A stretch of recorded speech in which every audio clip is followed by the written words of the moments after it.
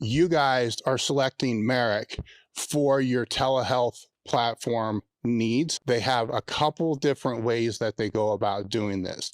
The first is through a self-selected experience. So there's a table talk panel, which is the full panel.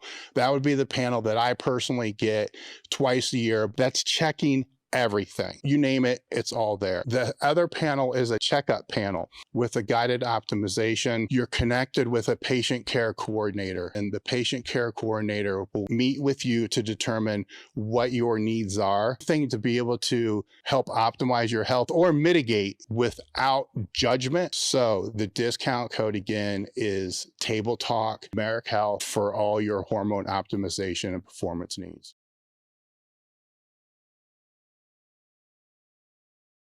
Hey guys, if you're a strength athlete, coach, trainer, or practitioner, the Swiss Symposium in Columbus, Ohio at the Easton Town Center, time's running out. It's October 21st, and we have a $200 discount running right now. As I said, seats are starting to fill. So head over to elitefts.com, register today. All right, guys, we're taking a short break right now. We'll be back soon. What we decided to do was to take one of our crew casts. So we're taking the second crew cast that we did, posting it for everybody to watch. In this crew cast, I'm going to have to look at my notes to be able to tell you what some of the timestamps are in this thing. We discussed, actually I answered because the crew members ask questions and then I answer them with more context than what I generally do with a normal table talk.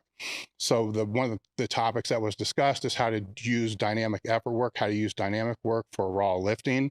The one mistake most lifters make in all training programs, from Gen Prop all the way to advanced lifters, the difference between coaching groups and coaching individuals,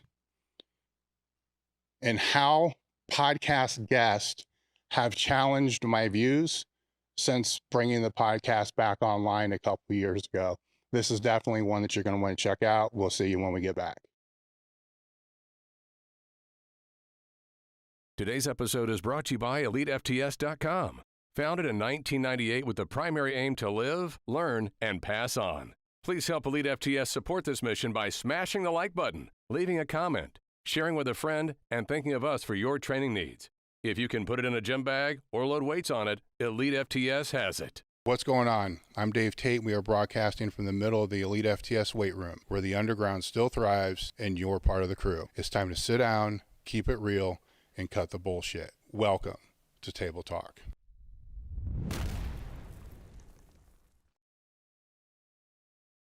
We're back with another crew cast. This is episode 7. We're just coming off of the training retreat. I want to thank all you guys for coming out. It was a great weekend. I had a great time. I think everybody here had a great time. I'm definitely going to do it again. We'll send some surveys out eventually on things that you guys think that we can do better.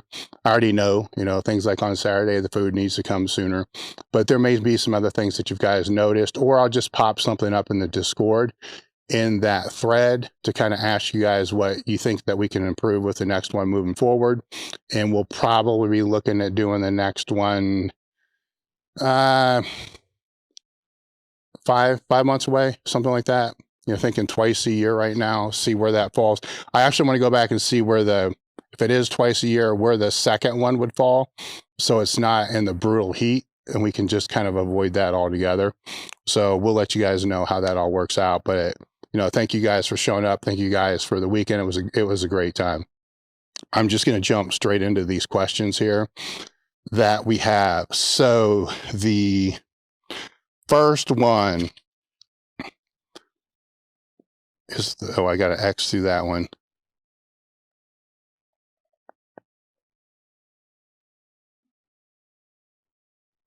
Okay, I know why that is. All right, not a big deal. I am prepared, by the way. I do have notes here, but there's a giant cross through this, and I didn't quite know why because I don't have any highlights in there. So that first question is, how would you recommend a 40-plus guy that has been bitten by the iron bug to move forward and get as strong as possible before it is too late in terms of age? There is some context that is missing here a little bit, but I'll go with what we have.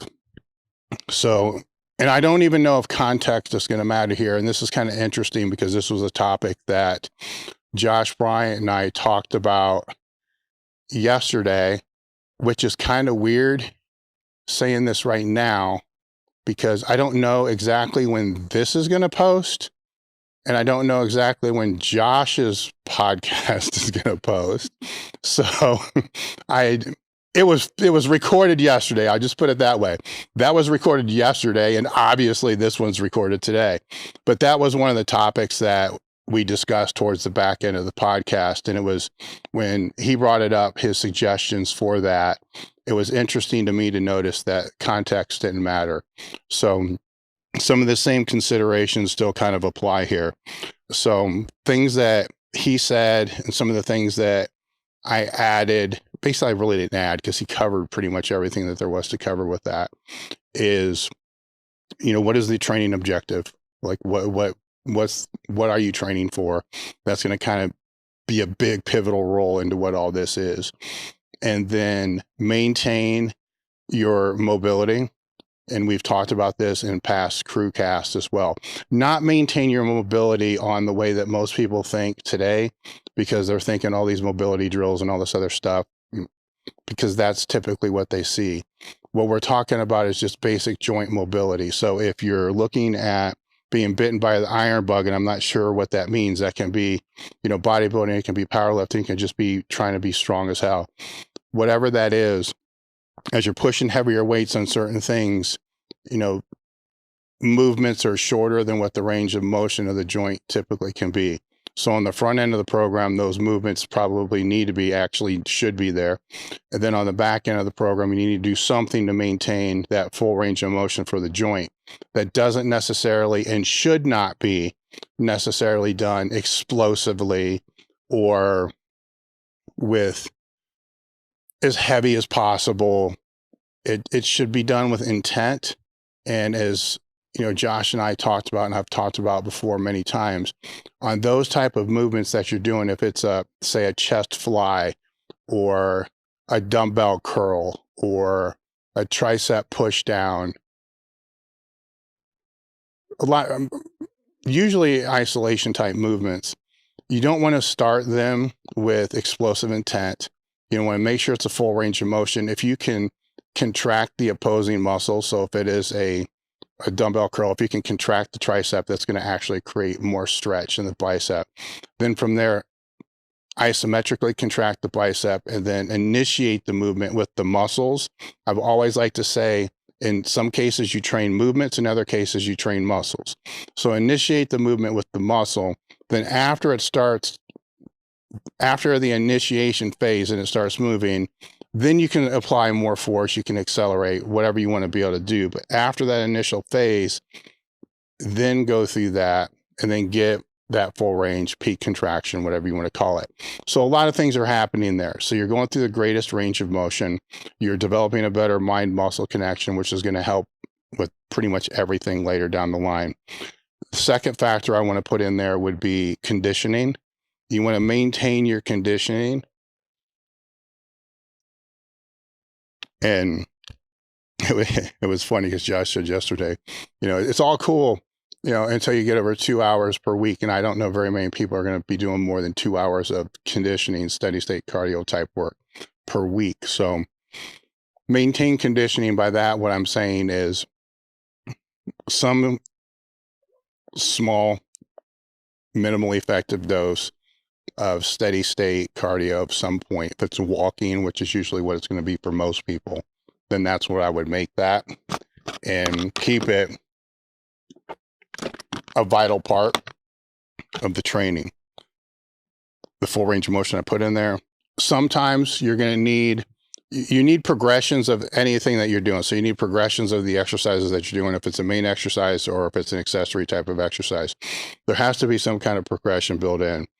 But the older or more beat up, so let's just say the more beat up that you get, sometimes you're going to have to put in some type of regression based upon how long you want that cycle to run. And by cycle, I like to talk in waves. Other people will talk in mesocycles, or blocks, whatever that is. that you want to be able to run that movement consistently. 3 sessions, 4 sessions, 5 sessions, whatever it is. Certain exercises are going to be harder to be able to run for a longer period of time, because the progression, if all you're doing is adding weight, you're not going to be able to add weight anymore. So in some cases, and I find this true, the older lifters get, they may need some type of slight regression before that movement will go in. I'll give a couple examples here. If I'm doing heavy strength work in the singles, doubles, or something like that, say a max effort exercise, if that's what you want to call it. If I put that in there and I'm going to use a Mars bar typically for me is one that I have to have a regression in there. Spider bar, I kind of need a regression in there. I would also call that like just a week to get reacclimated to what the movement is. So that week isn't going to be trained with a lot of effort or intensity if you're speaking percentage of a 1 rep max. It's just going to be, let's get used to what this is. And then that build, if it's a 4-week phase that I want to build through, and I know after 2 weeks it's going to be a bitch, that makes that first week really not even count as far as the accumulation of fatigue.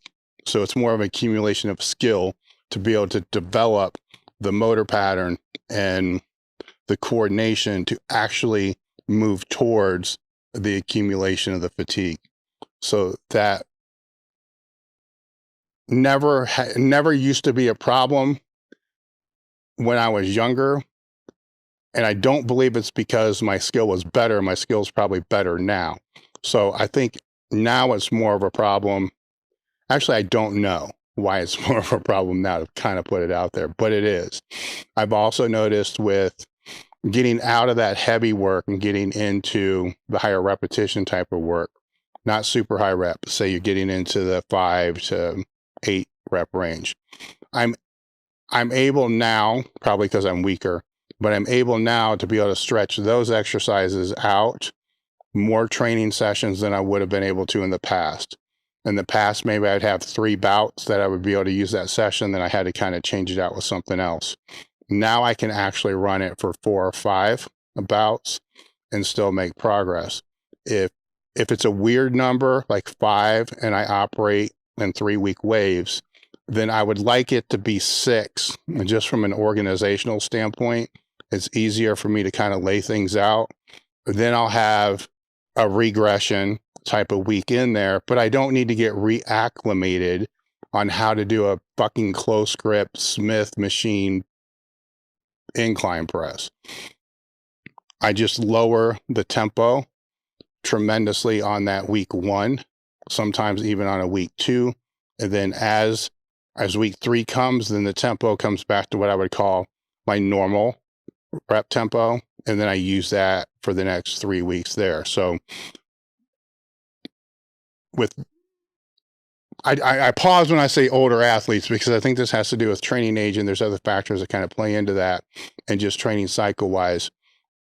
When you think of the progressions, also think of that can also be regressed back to be able to move through there. Outside of that, the biggest thing is to make sure that the training stays phasic. If you do heavy work, become more skilled at being able to define what happened, right? So I'll use some examples here again.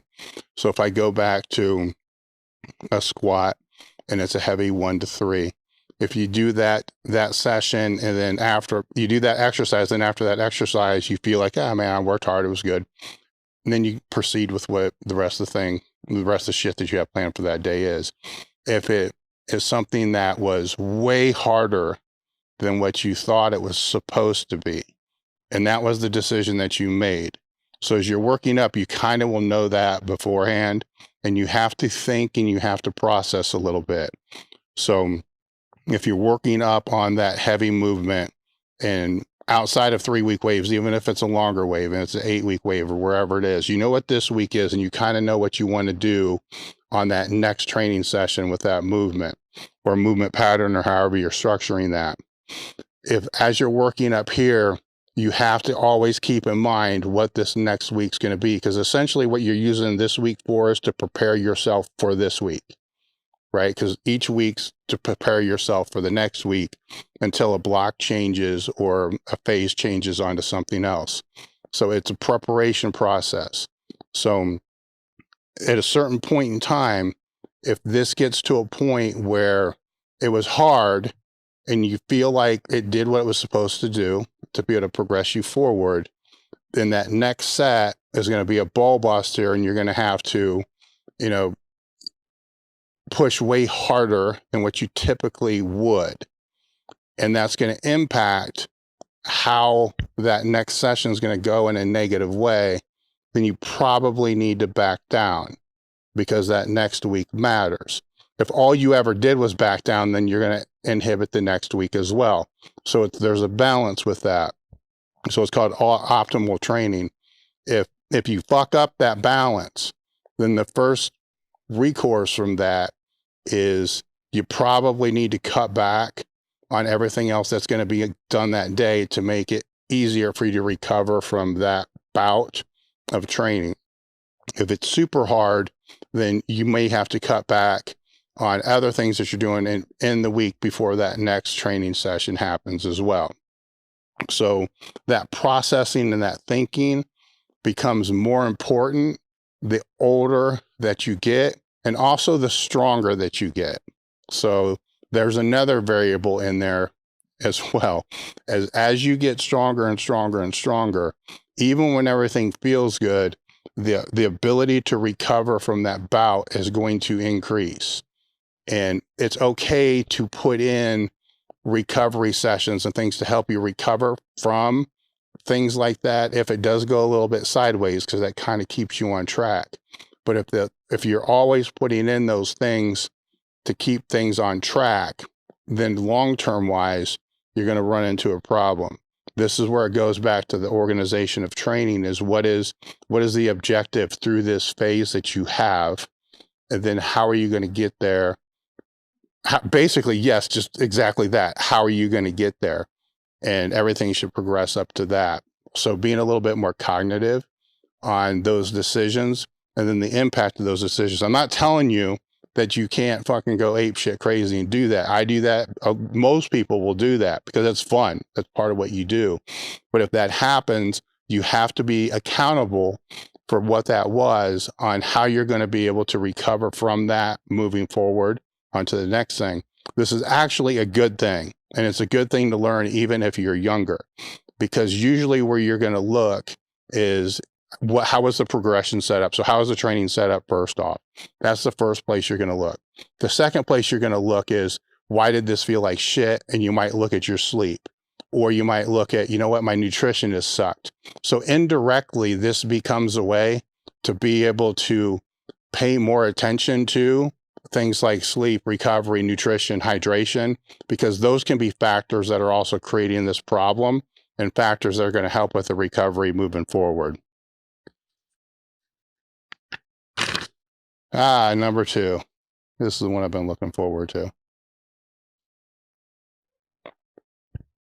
There are 2 questions that came up regarding HIIT training, high intensity training. And I kind of love this in a way, because for years I've been saying, it's coming back. It's just a matter of time. It's coming back. And this is probably the longest I've seen it go, because when you're talking just the bodybuilding hypertrophy work, there's a cycle to this that will go from, I don't like the word intensity, so I'll get to that in a minute. But for now, let's just say high intensity training. So there's phases that will go through the popularity of high intensity training, which is essentially just low volume. So low volume, higher effort training. And that will go for a period of time. And then people switch And then they go more into higher volume training.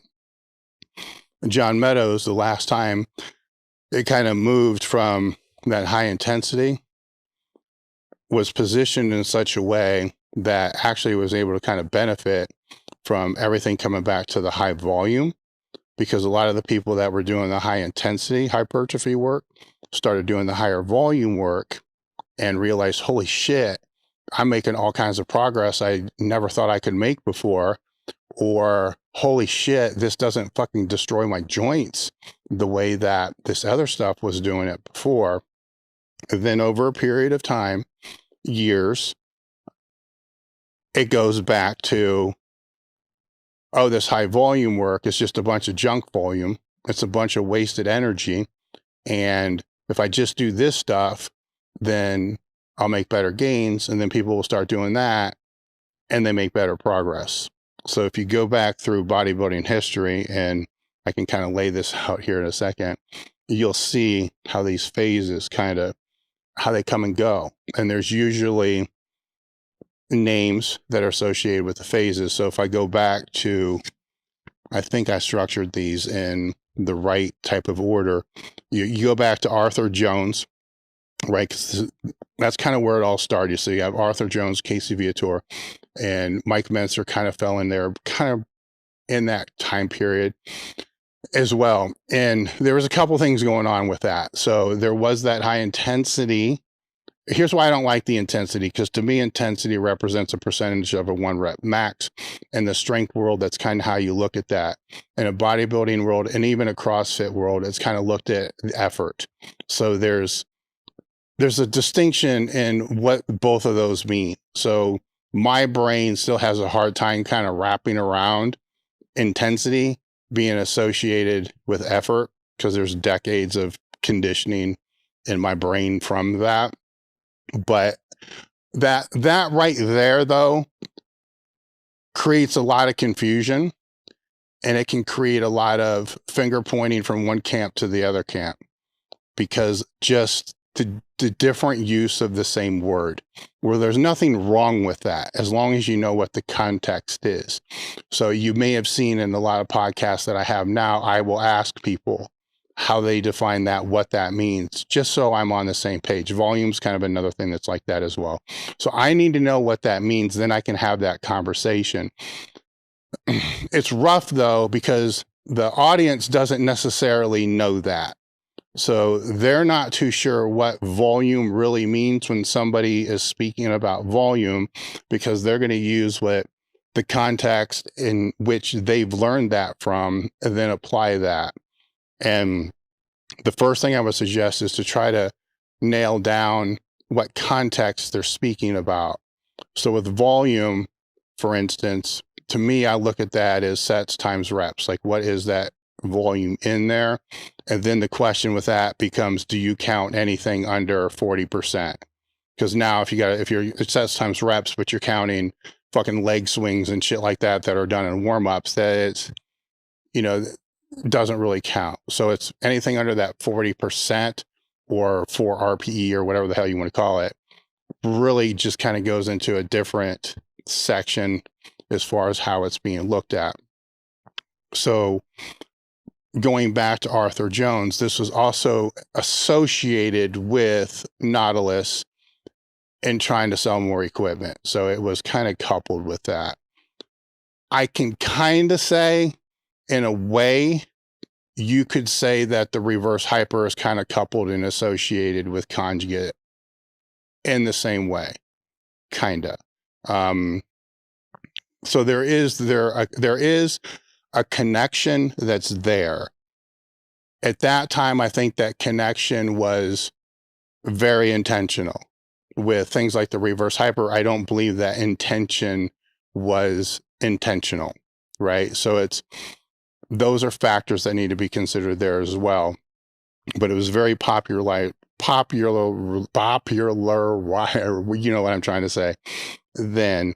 And I have all the books on all this shit too. So I've read all these things since this was coming out when I was doing HIIT training in a way when I was in high school, off season for my powerlifting. And then Edgar Ellington, I always say Edgar, Ellington Darden, has a lot of books on HIIT training as well. I believe I have all of them. And he's got a lot of articles as well, I believe, on T Nation that were after the original books that he had. I still think the original books are a little bit better with the work that he had out there. And then that pulls in Mike Mentzer. Now, on the other side, so that's on the bodybuilding side. Now, in the strength and conditioning world and in the powerlifting world, you had people like Ken Leistner that was more kind of in the powerlifting world, but also the strength and conditioning world. And then there were strength coaches like Kim Wood, who was with the Bengals for a very long period of time, and Ken Manning, who was, I could be wrong because there was another strength coach I wasn't able to find and remember, but it was one that I did a very short internship with at the University of Toledo when I was there. And I do believe it was Ken Manning, but I could be wrong. And that was HIIT training. So they were using the same HIIT training philosophy in the strength and conditioning world for athletes. And then as you move forward, here comes Dorian Yates, so then it kind of died out. Not really died. It never has gone away. Let's just put it that way. Never completely gone away. But then Dorian Yates kind of actually did repopularize that. And then on the back end of that came, and some of these people kind of get pissed when you say what they're doing is HIIT training, because they'll say it's not HIIT training, but the principles associated with HIIT training are where their focus was. And Dr. Scott Stevenson, which was fortitude training, he would kind of fall into there, as well as Dante Trudell with dog crap training would kind of fall into there. And if you look at the programming that they did and go all the way back, you can see the similarities of what all that is. Now in a way, you can say it's kind of being resurfaced, or it began to start to become resurfaced with some of the research on reps in reserve, effective reps, and all those other things. And so what we're seeing now are, shorts and reels of Mike Mentzer from the past, which one of the things I kind of jokingly say, I'm not, as I continue, you'll see I'm not against, this type of training protocols. I'm not against that. But one of the things I'm kind of jokingly saying right now is there's always been somebody that's kind of on the forefront, a figurehead per se, that's out there. Well, the figurehead now is like a dead guy. All respect to Mike Mentzer. I mean, he should have won the Olympia that one year he was in that. I don't want to go down that road, but look up the stories behind that and the controversies behind that, and you'll be able to see. But when I'm seeing these reels, and it's like reels of shorts and stuff like that, of Dorian in his prime talking about it, or Mike Mentzer talking about it, and Tom Platz in a way kind of talking about, which is kind of weird because he was more of a high volume guy, talking about that. It's for it to become repopularized, they have to use dead people, so that's intriguing to me. But I'm trying to be as respectful as I possibly can be. And that alone to me is like a clue, because I see the same things that a lot of other people will see, where people will ask me about it because they saw, or they'll ask me, hey, what do you know about Mike Mentzer? And I'm like, okay, yeah. He's a great bodybuilder, intense training, intense effort, right? Intense training principles kind of went back into there. But where some of this becomes fuckery, right? And where the biggest controversy comes between that, and there's another question about Westside, or Conjugate, which I'll touch on a little bit later, is I don't think anybody would really give a fuck if they weren't trying to promote these things as the best, such as, hey, if you're doing high volume work, it's just everything that you're doing outside of that is just junk volume. You're wasting your time. None of that shit matters. The only thing that matters is this, because this is the best way, right? And there is no the best way.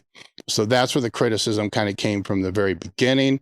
And that's where the criticism is coming now. And as it reinvents itself and kind of goes away and then comes back again 30, 40 years from now, it's going to be the same shit. It's going to be somebody coming out saying, this is the best way. Everything else that you're doing is just a fucking waste of time. On the flip side of that, on the high volume side, the same shit happens. So it happens on both sides. Like, this stuff is worthless. This is the best way. So if you don't really know the methods and the principles that are behind all of this stuff, then those people who see that this is the best way start questioning, is what I'm doing correct? Or is what, better stated with this audience, is what I'm doing not as optimal as if I was to be doing that, right? So the back and forth and the debating comes because the statement of the best, or that this is much better than something else, which the longer you're around, the more you realize there's a lot of different ways to skin a cat, right? There's a lot of different ways to get strong. There's a lot of different ways to get fucking jacked. There's a lot of different ways to get bigger, all those things. Anybody that doubts that is a fucking idiot, because you can just look at the people who are the best and see that they all got there a lot of different ways.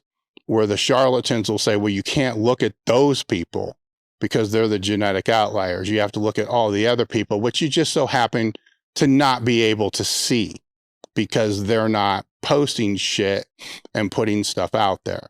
So it becomes a very good marketing tactic as long as that is popular in what it is. When you start to peel back and look a little bit deeper into a lot of these different things. So I'm going to stay on the HIT training where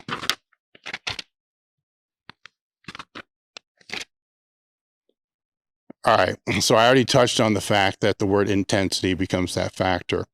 So if I'm going to stay in the strength and conditioning world, let's say it is Ken Manning, Kim Wood, and I could not find the website that used to be Cult Central for HIT training. I can't even remember what it was, and it kind of pisses me off because I should know, because it was, well, I want to say Cult Central. It was also one of the best places to go because that's where they were citing all the research to back what they were doing.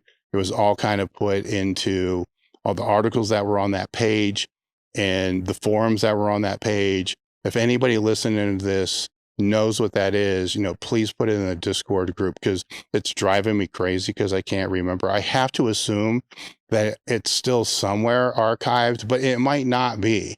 And for the same reason that our old training logs and Q&A is really not out there anymore either, is there's a cost associated with keeping millions of pages of content up. And if there's no visitors to it, it really doesn't have any value. And it's just an expense, but it may be out there. And I would love to be able to go back and look at that. A lot of Ken Leisner stuff you can find through, I think his book is The Steel Tip, where he has all of his articles that are put together in that one book. If you look into the strength and conditioning side of this, then outside of Leisner, because that was powerlifter, so I'll set that aside for a minute. But when you're dealing with the strength and conditioning coaches and they're working with football players, athletes outside of just the pure strength realm,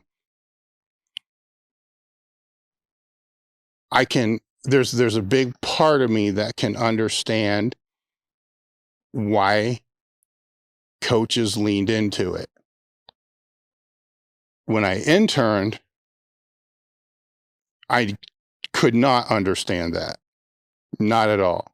Because I was younger, I was a power lifter, it was all linear periodization and a little bit of block at the time. Made no fucking sense to me at all. None. Like, why is all this shit being done on machines? But when I look back at it now, it's like, what is the goal of those athletes? The goal is just to get stronger, right? and their strength and conditioning is essentially their GPP.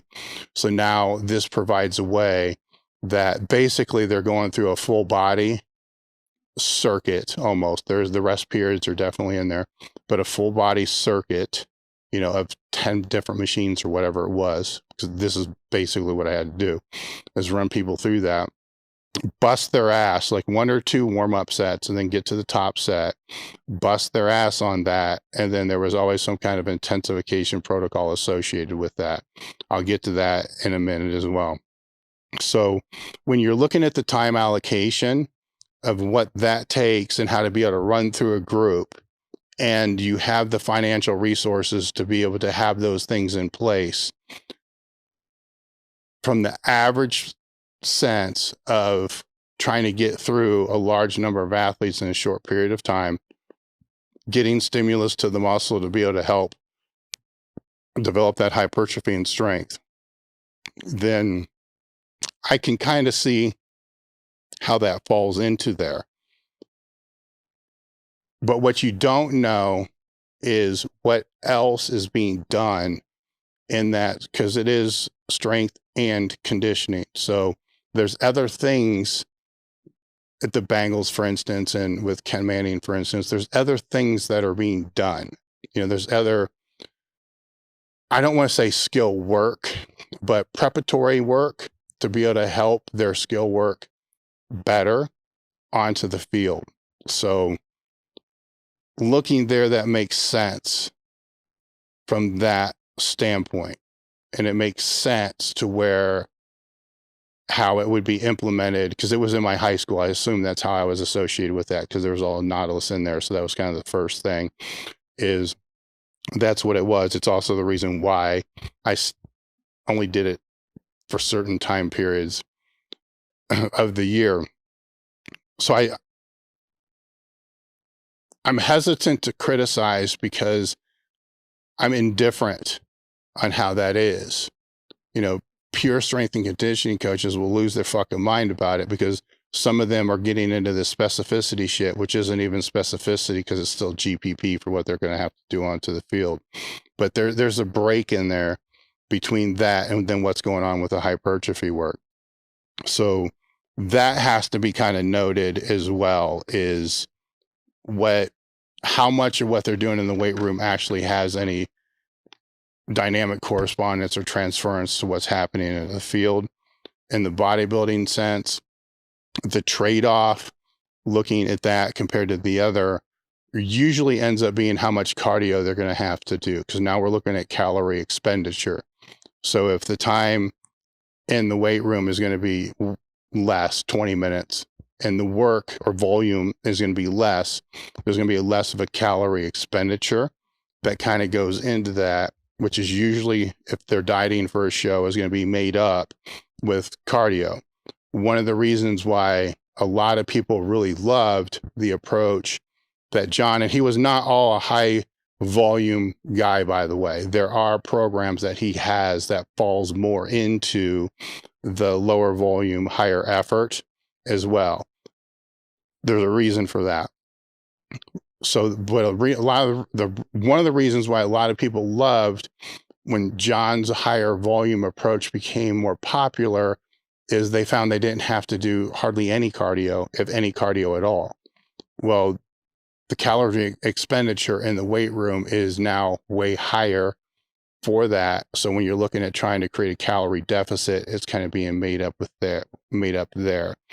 Now, when we get into some of the other factors that become hard to define, is when you look at failure, which a lot of this is based around, is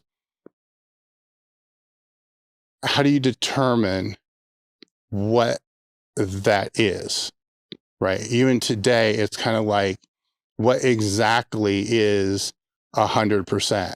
If you're talking about a percentage of a 1 rep max. And I've talked about this before. If you break a PR, but there might have been 30 more pounds you could lift, is that truly, really 100%? If you missed it, it's obviously not 100%. So failure becomes even more of a fuckery when you're trying to figure out what that is, because if you use a little bit slower tempo, and then you go to failure with that, is that failure?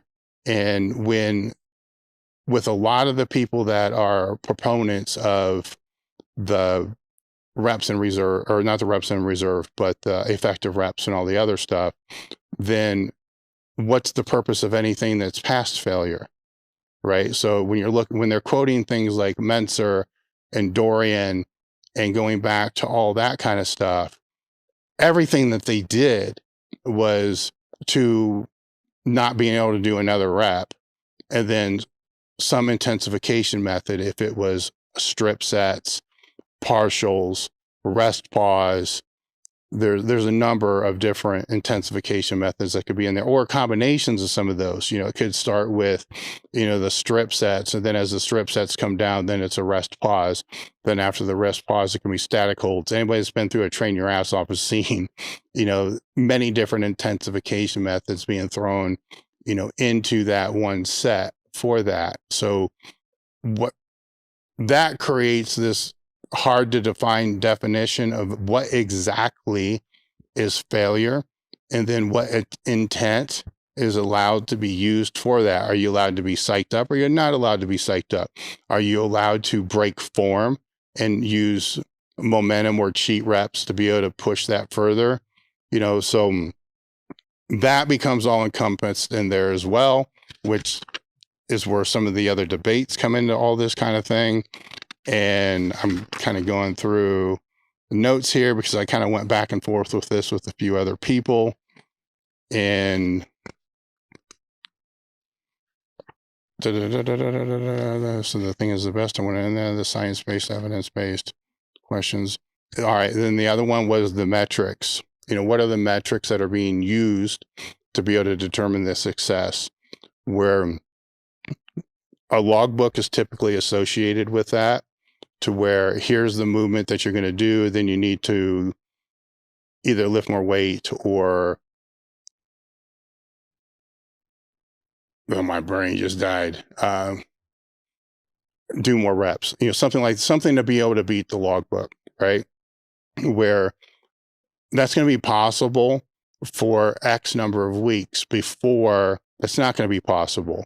Normally what will happen with that is it will start out a little bit more strict, and then over a period of, actually, if you want to go back to, if somebody that's a beginner or low intermediate, then they're going to make progress from session to session, just because they're going to become technically more efficient on how to do whatever that movement is, even if it's a machine press or whatever it is. So there's going to be that first initial success just from that. Then they're going to be able to get a little bit stronger. And then they're going to start to figure out things like, well, if they lower faster, push faster, find ways to chop reps, shorten distance, stuff like that, to be able to get through there. Is it effective? Is it not effective? None of what I'm trying to say here, that's not really relevant. What's relevant is, what is the metric that's being determined to know, is this actually moving them closer to what the objective is, or is it not? And that's where a lot of these things fall short. Because if we're talking about muscle hypertrophy, putting more muscle on, and then how do they know that? And what metric is being used, and what period of time does it take for that to be able to happen? And in some cases that's there, in most cases that's not. So where I'm going with this is trying to explain, when these things surface, you're going to see pros and cons, right? The pros and cons, or the debates, or this is best or this is not best, usually all revolve around the things that I just put out there, right? Which isn't exactly everything that's going on there. What needs to be looked at is, how can this be applied over a longer period of time? And where would it be applied over a longer period of time? So if it's, a bodybuilder trying to add muscle mass, these can be different phases, to where if they're not making progress, their muscle mass, lean body mass is not increasing. Or if they just want to gain weight, even if they just want to gain weight, there still has to be an increase in lean body mass. Otherwise, you're just getting fucking fat. If those are not increasing over a long enough period of time, then they probably want to shift into a different modality, if that's what you want to say. And then just being this different stimulus is going to reactivate, I guess you could say, the growth and the progress that they didn't have, because they've at that point become desensitized to whatever it was before. If all you do is high volume work all the time, then you basically get in shape, you become sensitized to what that is. Then the volume becomes more and more and more. And then at some point in time, it just can't become more, because you don't see very many people today doing double split training sessions as they were doing in the 70s. Well, that's just an expansion of adding more volume, adding more volume, adding more volume. And oddly enough, it was around that time to where this original first hit kind of came in, at least the original first that I know of that's documented. I'm sure you go back further, there's probably something even before that. And so then that comes in, then they start pushing harder, to that failure or past failure. They're not sensitized to that. So then they have to adapt. Then when they adapt, they're starting to grow from there. So with all that in mind, where then do I fall when it comes to the HIIT training? I like to take things apart and say what methodologies, what intensification principles, what training principles per se are being used in this program. The same thing with strength. What are the loading protocols that are associated with this? What motor abilities are being trained in what specific orders and stuff like that? When you break that apart, then you can see here's what these intensification methods are. Can they be applied, conjugated, I suppose you could say, coupled into other training programs throughout the whole year? So then for the purposes that you're looking to have, I don't know if I'm really answering this question very well or not. So if somebody's looking to implement it, let's put it that way, and it's hypertrophy only, then yeah, you can go through whatever block, right? So now I'm going to say multiple mesocycles. So you can go through several mesocycles of this and just throw it in. And that change alone is probably going to create stimulus that you didn't have before. Fine. Then flip it to the volume. So essentially what they're doing, or what you would be doing then, is periodizing the hypertrophy training, which pretty much anybody that's been around for any period of time that's read enough shit on all of this is going to realize you want to periodize the hypertrophy training, because of the sense of, being sensitized and desensitized to the stimulus. If it's somebody that's on the strength side of all that, as I've talked about before, when you look at a training day, you have certain exercises that fall in the training day for specific reasons. There are outliers, of course, but there's, for the most part, the main movement is the first movement. And then the secondary movement is more of the strength movement. And then when you get down to the lower end of a training day, you're dealing with things that are just hypertrophy based. Now, at that point in time, you can use these type of intensification principles, HIIT principles, if you want to call it that. You can use those to be able to put them in there to probably get more out of the accessory work that you're doing than just grabbing some shit for 3 sets of 10. So that can have a greater return when periodized, right? Because if it's always in there too, then you're going to become sensitized to that as well. So my takeaway with it is it's good and it's bad, right? High volume is good and it's bad. Any of these things, max effort work is good and it's bad.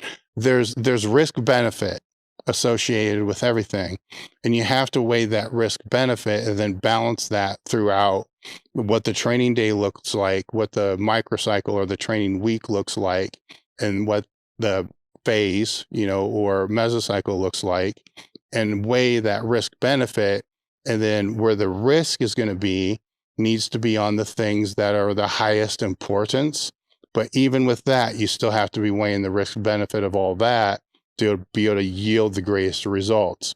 What you don't want to do is to have everything associated with that training day, that microcycle, that mesocycle, or that block all falling on the high risk side, because it's not going to work.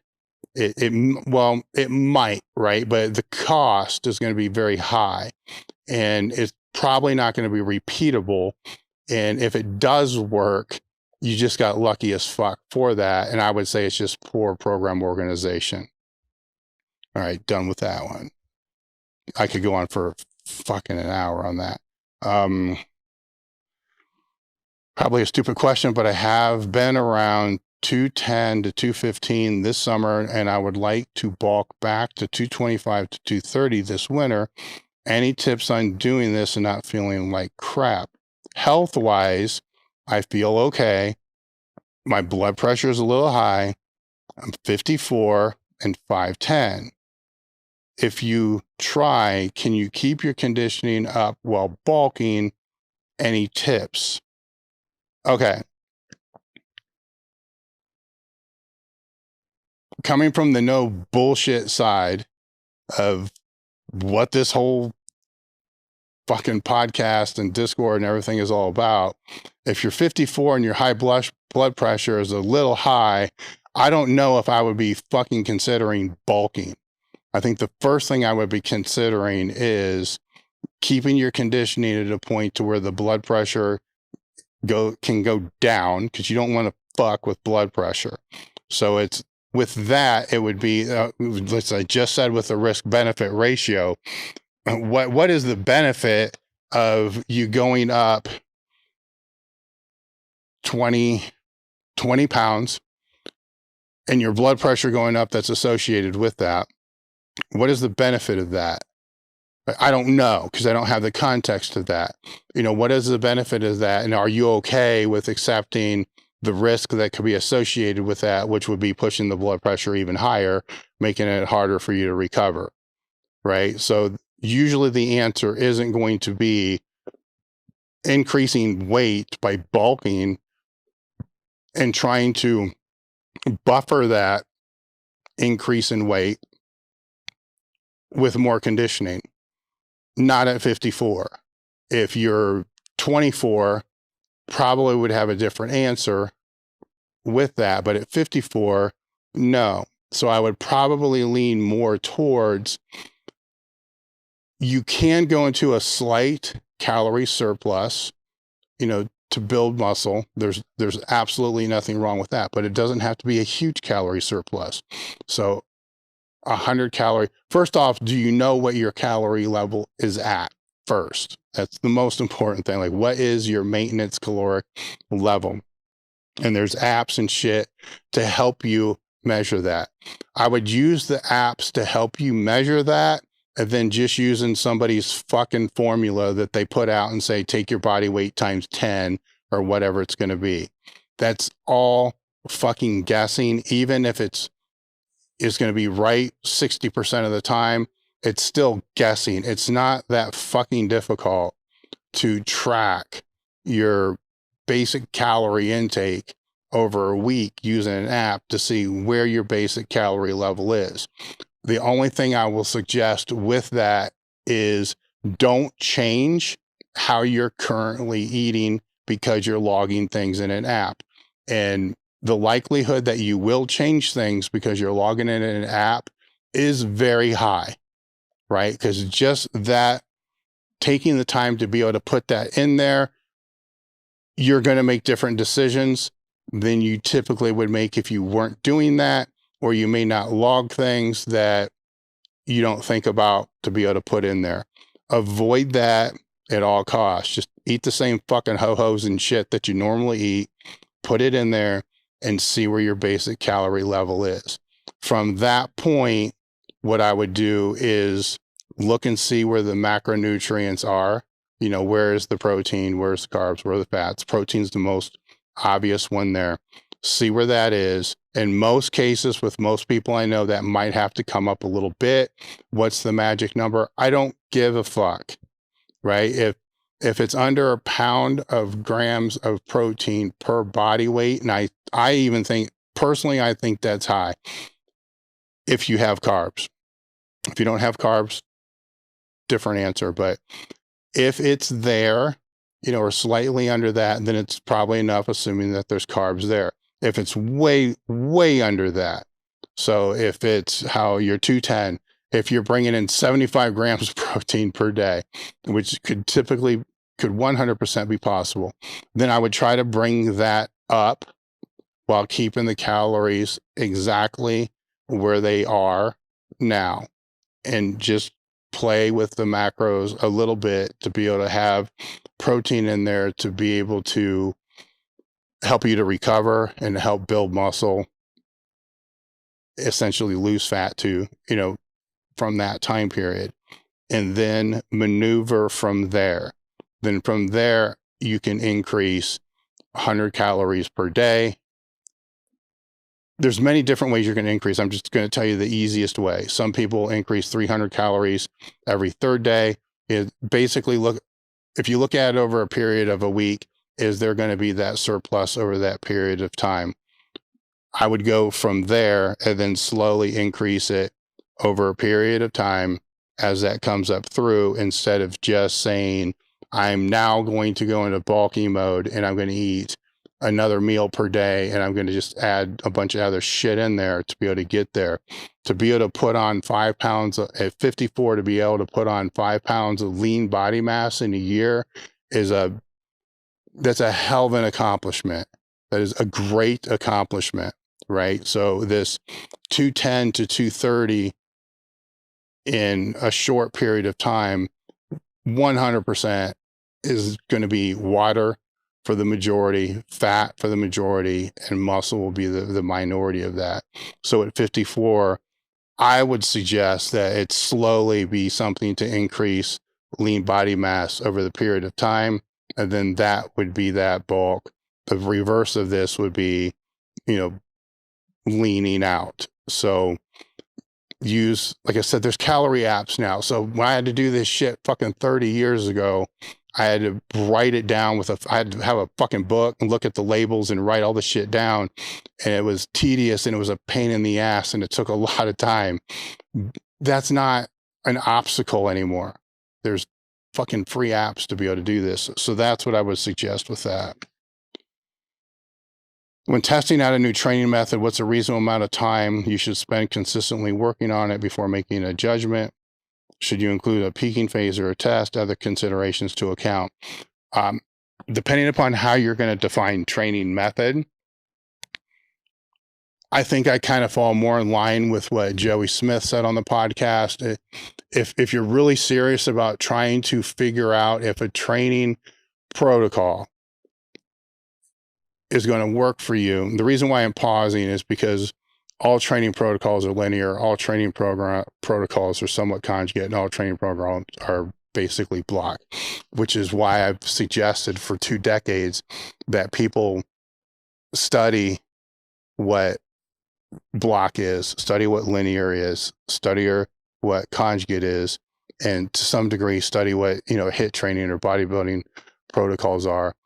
Study what they are independently, because if you do that and you spend enough time studying all those things, you're going to see, and then eventually they all come back to me and say, now, wait a minute, these all are kind of linear. They're all blocked. So they come to that conclusion. So I'm taking the assumption that that hasn't been done. And it's, here's this template that you want to work from, which is going to fall within one of those domains. How long for you to figure out if it's successful or not successful?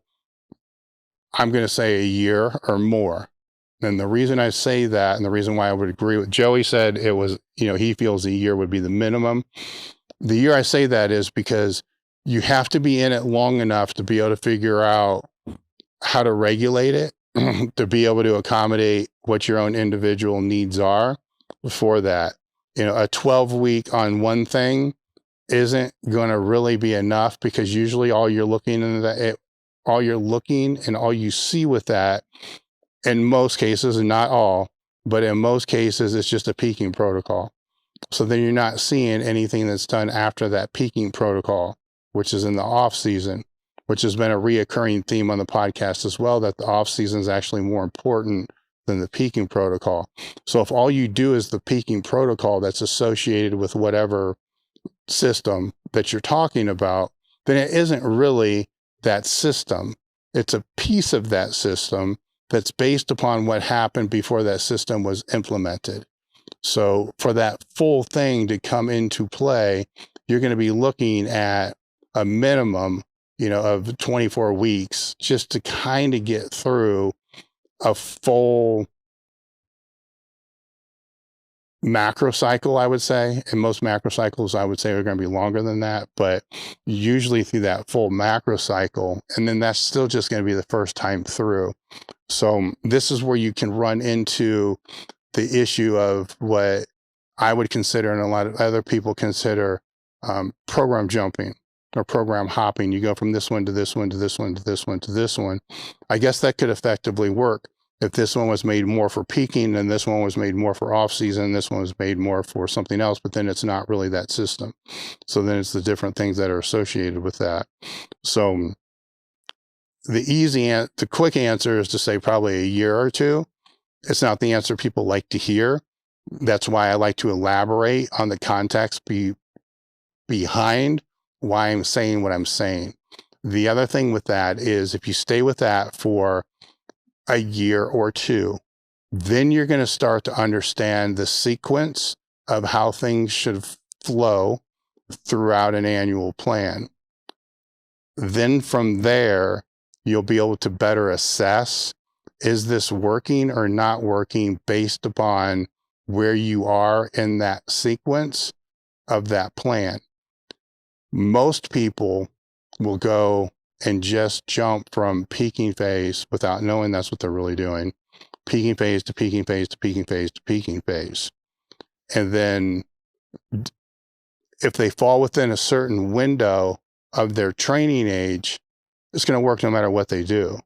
When they get outside of that window of their training age, that becomes a problem, because then they don't know what to do. They don't know how to manage things. They don't know how to, what I would call, auto-regulate from that. So that would be the answer with that. If you could go back and rename max effort method and dynamic effort method, what would you call each of those to avoid the misunderstanding and misapplication caused by the internet? Well, you're never going to avoid the misapplication and misunderstanding caused by the internet, the same way you're never going to avoid the misunderstanding and misapplication of before the internet, when it was just articles and stuff like that. So the internet hasn't created anything new that didn't exist before. It may have actually shortened the time frame for the people to be able to really get a grasp of what things really are. Because when you're going from an article, or just talking to the biggest dude in the gym, or talking to somebody on a telephone or something like that, the gap between education hits is further apart. So, but to answer the question, I would probably call it the max effort work. I would probably call that heavy grinding work, and that kind of fulfills, if it's going to be a single, a triple, it fulfills that you need to grind, with the weight. So it's going to have to be heavy. And then for the dynamic work, I would probably define that as explosive intent or fast intent, and then that, to be able to have that fast intent, then the load is going to have to be a little bit lower, because it's harder to have that fast intent, or it's harder to develop that fast intent. If you already have that fast intent, yeah, you can compensatory acceleration, that kind of where that falls into there. But for a lot of people, they can't really grasp what that is, because if all it is, heavy maximal weight, then it's really hard to have and develop that sense of what that intent is. Now, heavy grind is a more simple term. So it's a little bit easier to understand heavy grind if somebody lifts weights than max effort. Dynamic effort is, I don't know if fast intent is an easier explanation of dynamic effort than, yeah, it probably is, than dynamic effort, but that's probably how I would do it. I mean, it's the easiest way I ever saw this explained was at a seminar I did with Jim Wendler eons ago. He explained it as, on one day you go in and the basic goal is to, then on the other day it's, and that was it. That's the easiest way that I've ever saw it explained. So, and it actually worked for the people that were there. So that's, if I was to do that, that's what that would be. Next question.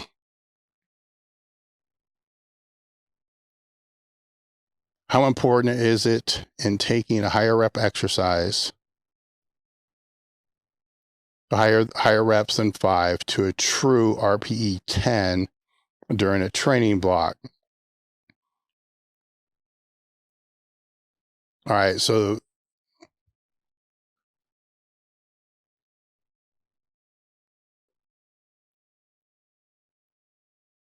it's a risk-benefit thing, and it depends upon experience, right? So this is where things like,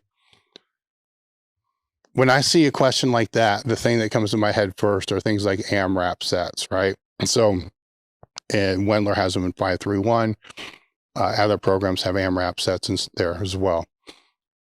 That was something for a long period of time I didn't like at all, because I was looking at it from the view of a more experienced lifter, and it didn't make sense to me, because if you were really doing the sets of 5 in the RPE or present range, that the sets of 5 are, say, effective sets of 5 that are going to really help develop that strength.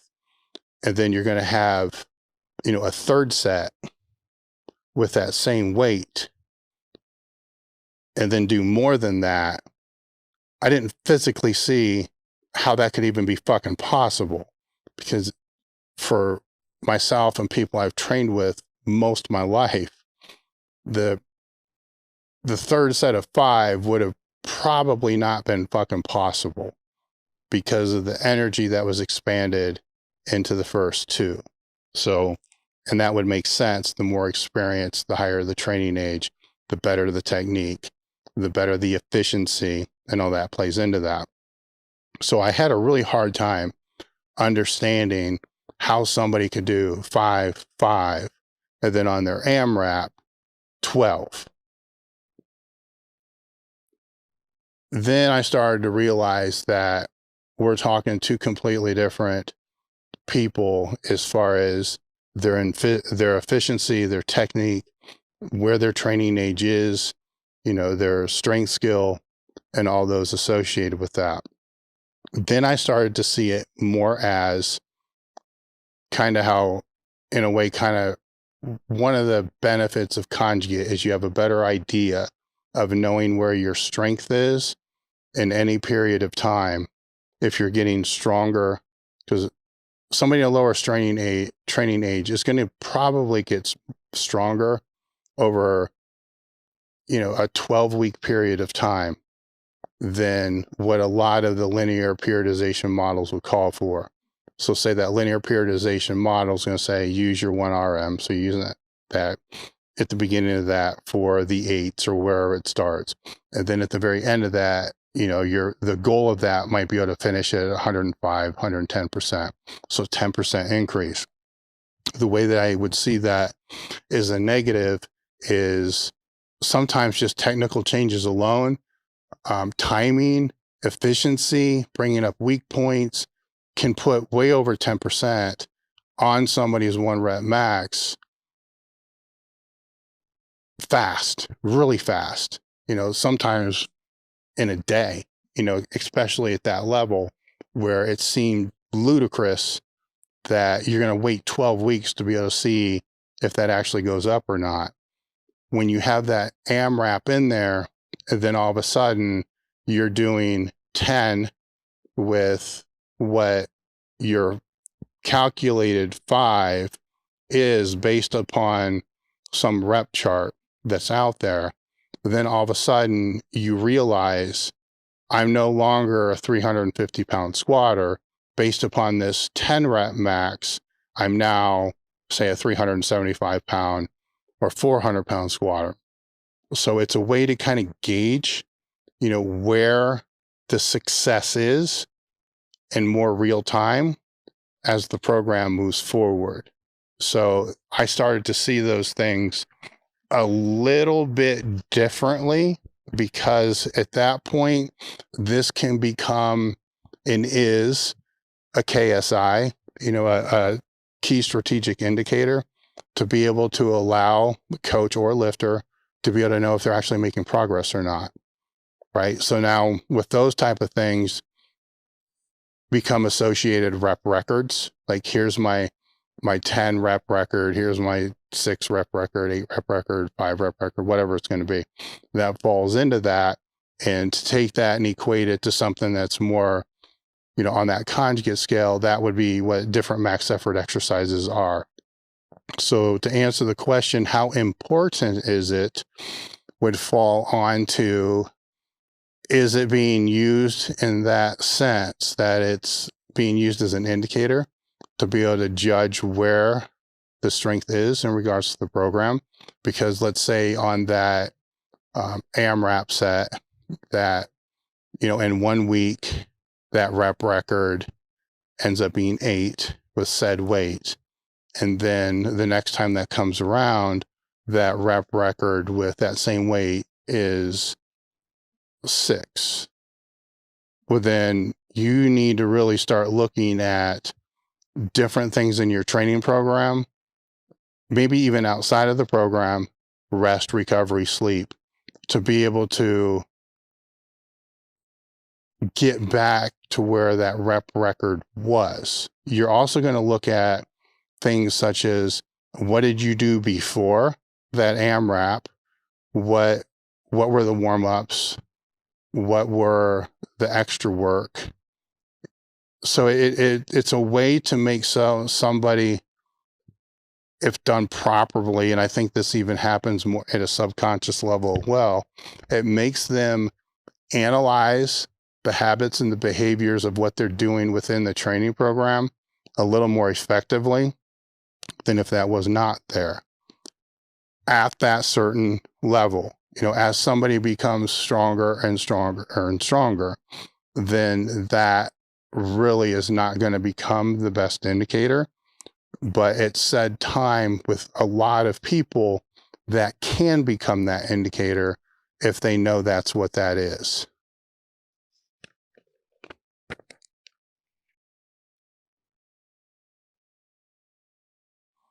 I'm interested in thoughts on building muscle quickly while still progressing on the main power list. For context, I'm 46, I'm 5'10", 210 from 185. When I started lifting 3.5 years ago, I'm thinking that I need to put more size on to keep progressing. Yes, it's probably true. Interested in programming, but also technique, habits, and practice. This week, Tom Shepard sent me a helpful hypertrophy video, which was a good start. Yes, watch the video that Tom made on hypertrophy training. That is definitely a good start.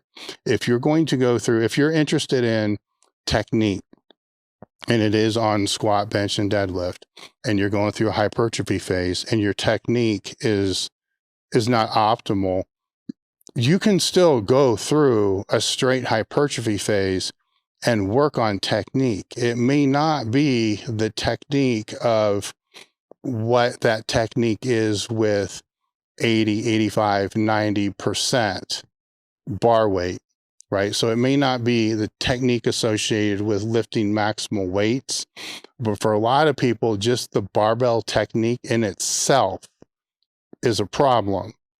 So if it is somebody that's only got a few years experience and they're going through a hypertrophy phase, what I would suggest there, if technique is something that they're really concerned about, is on the front end of their training as their warm up, or, after the warm ups.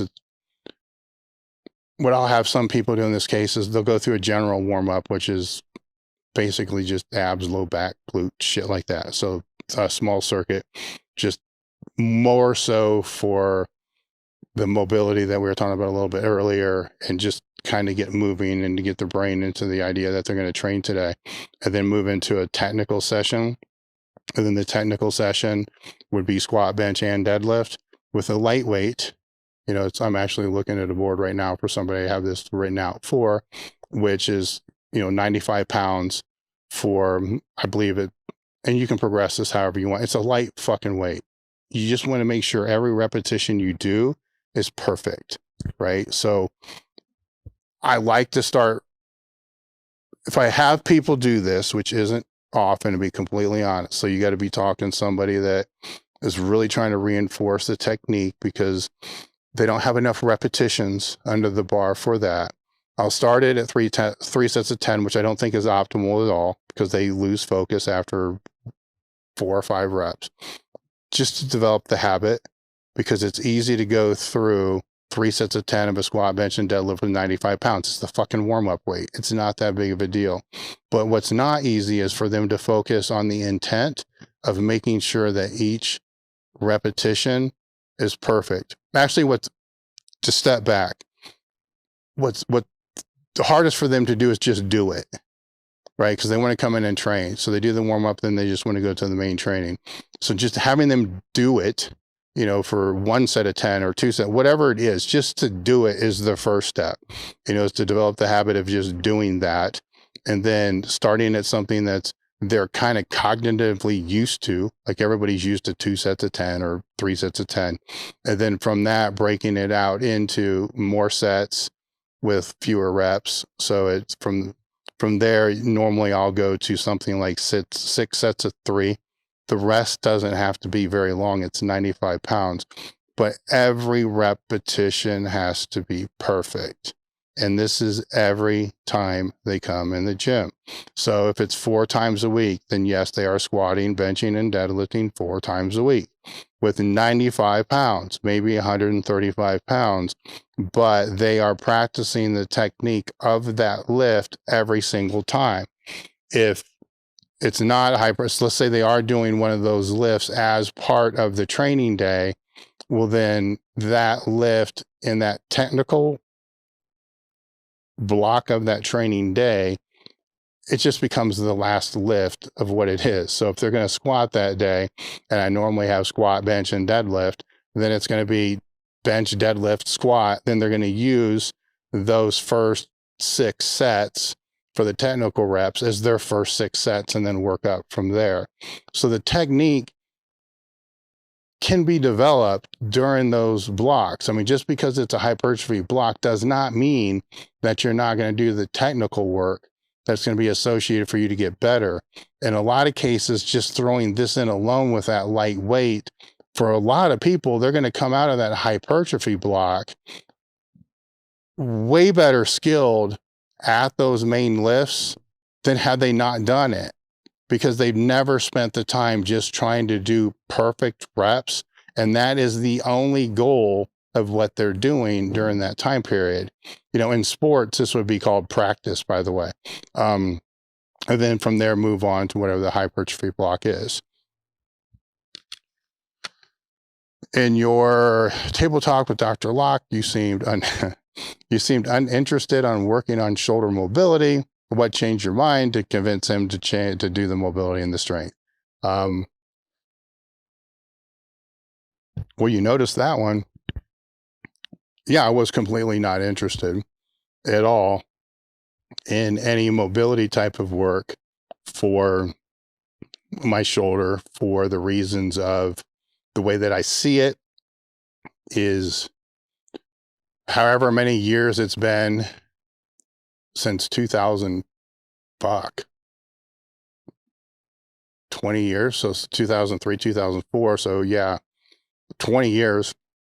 So it's been 20 years since I was told I had no other option but a shoulder replacement, and have had it looked at twice over those period of time, and it's still the same thing. So I have really no desire on making it better, because I've learned to live with the limitations that I have with my shoulder, to the point that they're not really limitations. There's just some shit I can't do. I can't grab a squat bar. You know, I can't use that arm to grab something off the top of the refrigerator. I'll use the fucking other arm. I mean, there's ways to work around all that.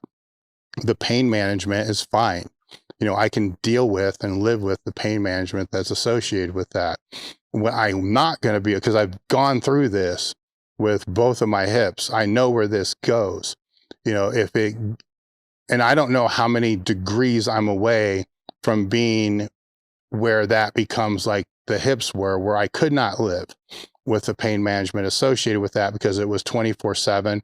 It never went away and I couldn't sleep. So I have no desire at all, looking at a risk benefit ratio, of doing anything that could even have a 1% chance of making it better. You know, so even if there's a 99% chance this will make it better, but there's a 1% chance it's going to make it worse. By making it better, I'm able to fucking grab something off of the refrigerator and maybe grab a squat bar. I have yoke bars, right? I'm not interested in what that 99% better looks like, because it's fine. It's manageable. My life is great. I have no issues with that. Now, that 1% chance of it being negative, if that means it's going to be in pain 24/7, then I'm put in a position to where I have to be able to get a complete total shoulder replacement. Because of that, now I'm fucked. I don't want to take that chance, because the success rates that I've seen on shoulder replacements are fucking terrible. And now that changes everything associated with how I train. And I've been able to mitigate this for 2 decades. So to me, that 99% to 1%, that 1% is fucking important to me, to not risk that. So that's the reason why I've avoided anything like stem cells, all the different therapies that people presented out there, all the different options, like, fuck that. No. And I hope this helps to explain, you know, why I'm just fine with how it is. What changed my mind with him was he approached it from a different angle as everybody else. You know, everybody else is looking at internal rotation, external rotation, the ability to get my arm back on a squat bar, you know, all these different type of things. He approached it as being able to, you know, put my hand in my back pocket, which I still have no real fucking need to do that either. But the one thing I've always kind of joked about, and I don't do anything to be able to put myself in this position, but if I'm ever to get arrested for whatever reason, or somebody ever wanted to fucking grab my arms and handcuff my hands behind my back, I am fucked. That's now that 1% and is going to fucking destroy me. So that little tiny bit of motivation, that's why I made the joke during the video that, well, at least now if I'm handcuffed, I don't have to worry about getting a shoulder replacement. So that's what intrigued me with that. So with that kind of being the goal there, and yes, we can try to work this way. It's very little effort. It doesn't require any time. It's twice a day. It's not a big fucking deal. Now I had to regress back from the band that he had me use, because at first, I was joking because my lats were pumped all the time. And then after that, my lats were sore all the time. And then it was starting to impact, and my shoulders were starting to get really sore, from that. So it was just a matter of, I had to go from that monster mini band to a micro band, now I'm like a mini band. So I had to regress just the tension that was being used. I didn't have to regress the weight when I'm laying flat on the floor of lifting my arms up. That was fine. It was more with the other, the basically the chest pull, which is like a face pull in the row. It was those that was doing more of the jack. I don't know which it was, because they're all being done at the same time, but that's what I regressed it on. And then those issues kind of went away, and it's in there. Is the range of motion increasing? No, not at this point. It's been a short period of time, but I also had to regress. So I can say that first week being probably too much is a wash. Like, I don't count that, because that was too much, so moving forward, we'll see how it goes. But that's what essentially changed on that. I plan on taking, this was an interesting one to me.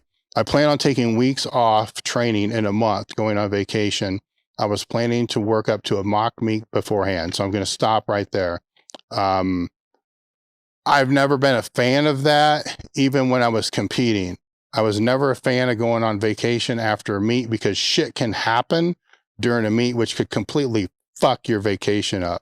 So I understand why people do that, but you tear something, then all of a sudden it's a fucked up vacation. So, but I get what you're talking about there.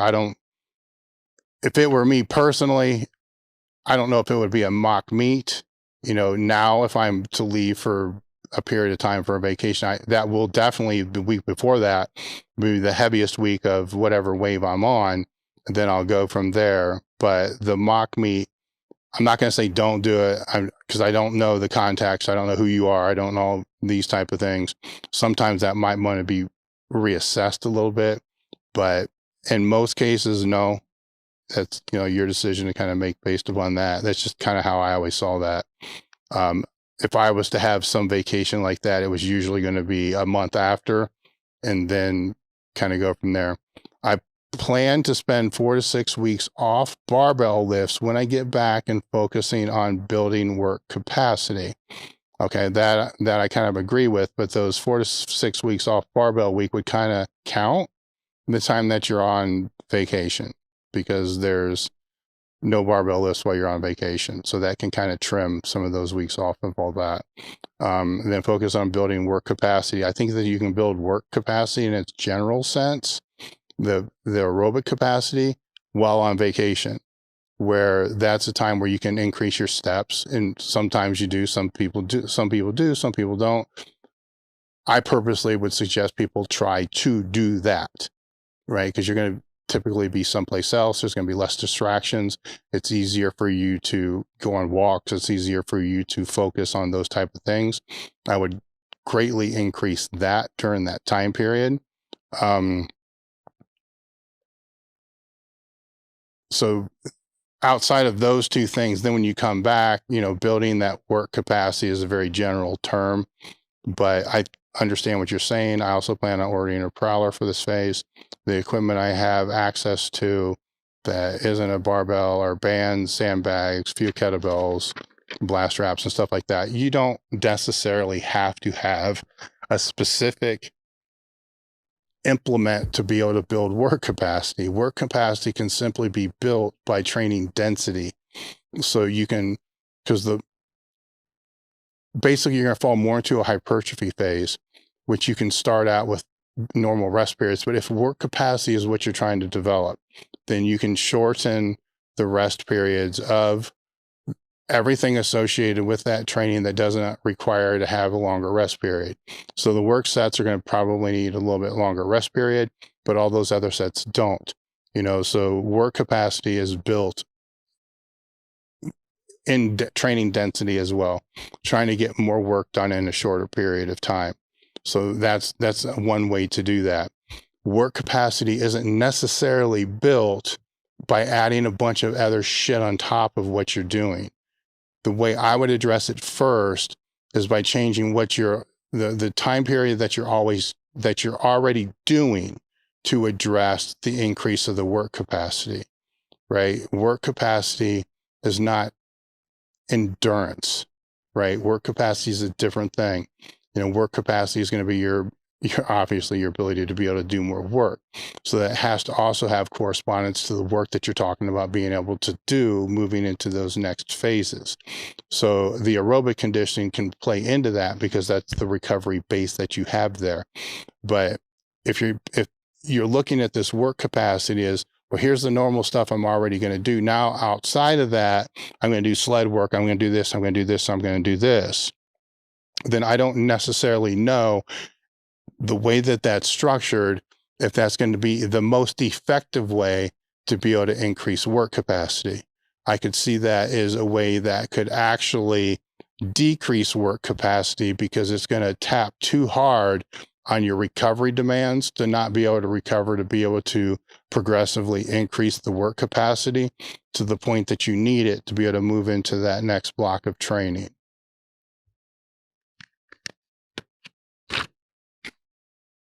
If you need more elaboration on that, we do have people on the Discord that can go and look into the context that you have and really be able to help with this, because this is essentially just really, really good, efficient, what most people would consider off-season strength and conditioning training. And that's where a lot of people, I think, fuck up the most. There's a lot of people on there that really know what the fuck they're doing there. If I see it, I can help kind of go a little bit more into that. But with that, you also need to know what the base is to be able to provide the context on where to grow it from that base. There's kind of like two questions like this that kind of contradict themselves as I go through here. Would you rather have taken 17 years off your life or be 9 inches shorter? I don't really kind of know how to answer that, because the fact of the matter is the way that I probably lived from the age of 20 to 40 probably did take 15 years off of my life. So if I felt being 9 inches shorter was going to be a benefit to whatever my objectives were at that period of time, then my answer is 100%, because I've already demonstrated I was willing to do that for what my objective was at that time. So yeah, that would be the answer there. The context being, is the 9 inches shorter going to increase the likelihood of me hitting the objective that I was actually working toward? To me, that's a no-brainer. I'm not saying that's a no-brainer for everybody. I'm saying for me, that would be a no-brainer. Elite FTS makes great equipment. Have you guys thought about developing a variety of attachments for your racks geared towards garage gym lifters with limited spacing equipment? Yes, and we actually do have those. That's been one of the frustrations that I've had with e-commerce and the website, is we have every rack attachment you can think of. So we have two different type of monolift attachments, from the J-cup type to the sliders. We have a chest supported row type of attachment to actually where the chest pad comes out and you can slide other attachments into what that base is. We have step-up attachments. We have, obviously chin bar attachments. We have, I think, 3 different types of J-cups. We have, the fuck do we have? Single leg squat attachments, standing leg curl attachments. We have a neck attachment. We have dip attachments. We have a bilateral leg raise attachment. If you follow Matt Goodwin Instagram. I believe he has pretty much every one of them in his home gym. If you get a hold of either Matt, Chris, or Nate, so if you go to the website, click on the custom built equipment, or go to the very bottom of the footer of the page and hit, professional ready equipment or custom made equipment or whatever's down there at that bottom link, it will link to how you can get a hold of either one of our sales reps. They can help you with all those attachments. I can't think of a single attachment that's out there that we don't have. We probably even have attachments that nobody else has. The issue is when you go to put something like that on a website, then you have to have a way for people to purchase that on the website to fit every fucking possible attachment and hole spacing that's out there. And then you have to be able to have that be able to communicate it, internally, so we can then communicate it to whomever the manufacturer is that's doing it exactly as what it's supposed to be. That is not just a mess to be able to figure out how to put online. It's also a fucking mess logistically. When you speak to one of the sales reps and they're actually having you measure all this shit and take pictures of that, because we custom built pretty much everything that we make, then it can be custom built for whatever your rack is. So there's options that we've looked into, but I'm still kind of looking into on how to just present. These are the things that we have, which, yes, I do know and understand fully. And it's been a pet peeve of mine for about a year now, because at the very least, we should at least just show the fucking pictures of what they are and then say, call the sales reps. But other things become a priority. We don't have the largest staff in the whole world. So it always seems to fall on the back burner, and our project management software that we use, the rack attachments and the list of rack attachments have actually probably been sitting on that list for, longer than what I want to say is on that list. But then other new items come that get prioritized that we have to put on the site because they're probably going to sell more and they're stocked. So there's what that is. So yes, we do have those. I'm in the podcast with Andrew Locke. You discussed, okay, this is a little bit different. So in the podcast with Andrew Locke, you discussed how you would try to prevent low back injuries in your lifting career. What were the specific things that you did? What did you try that you knew didn't work? And did you believe you got the most out of experience? It wasn't just low back. It was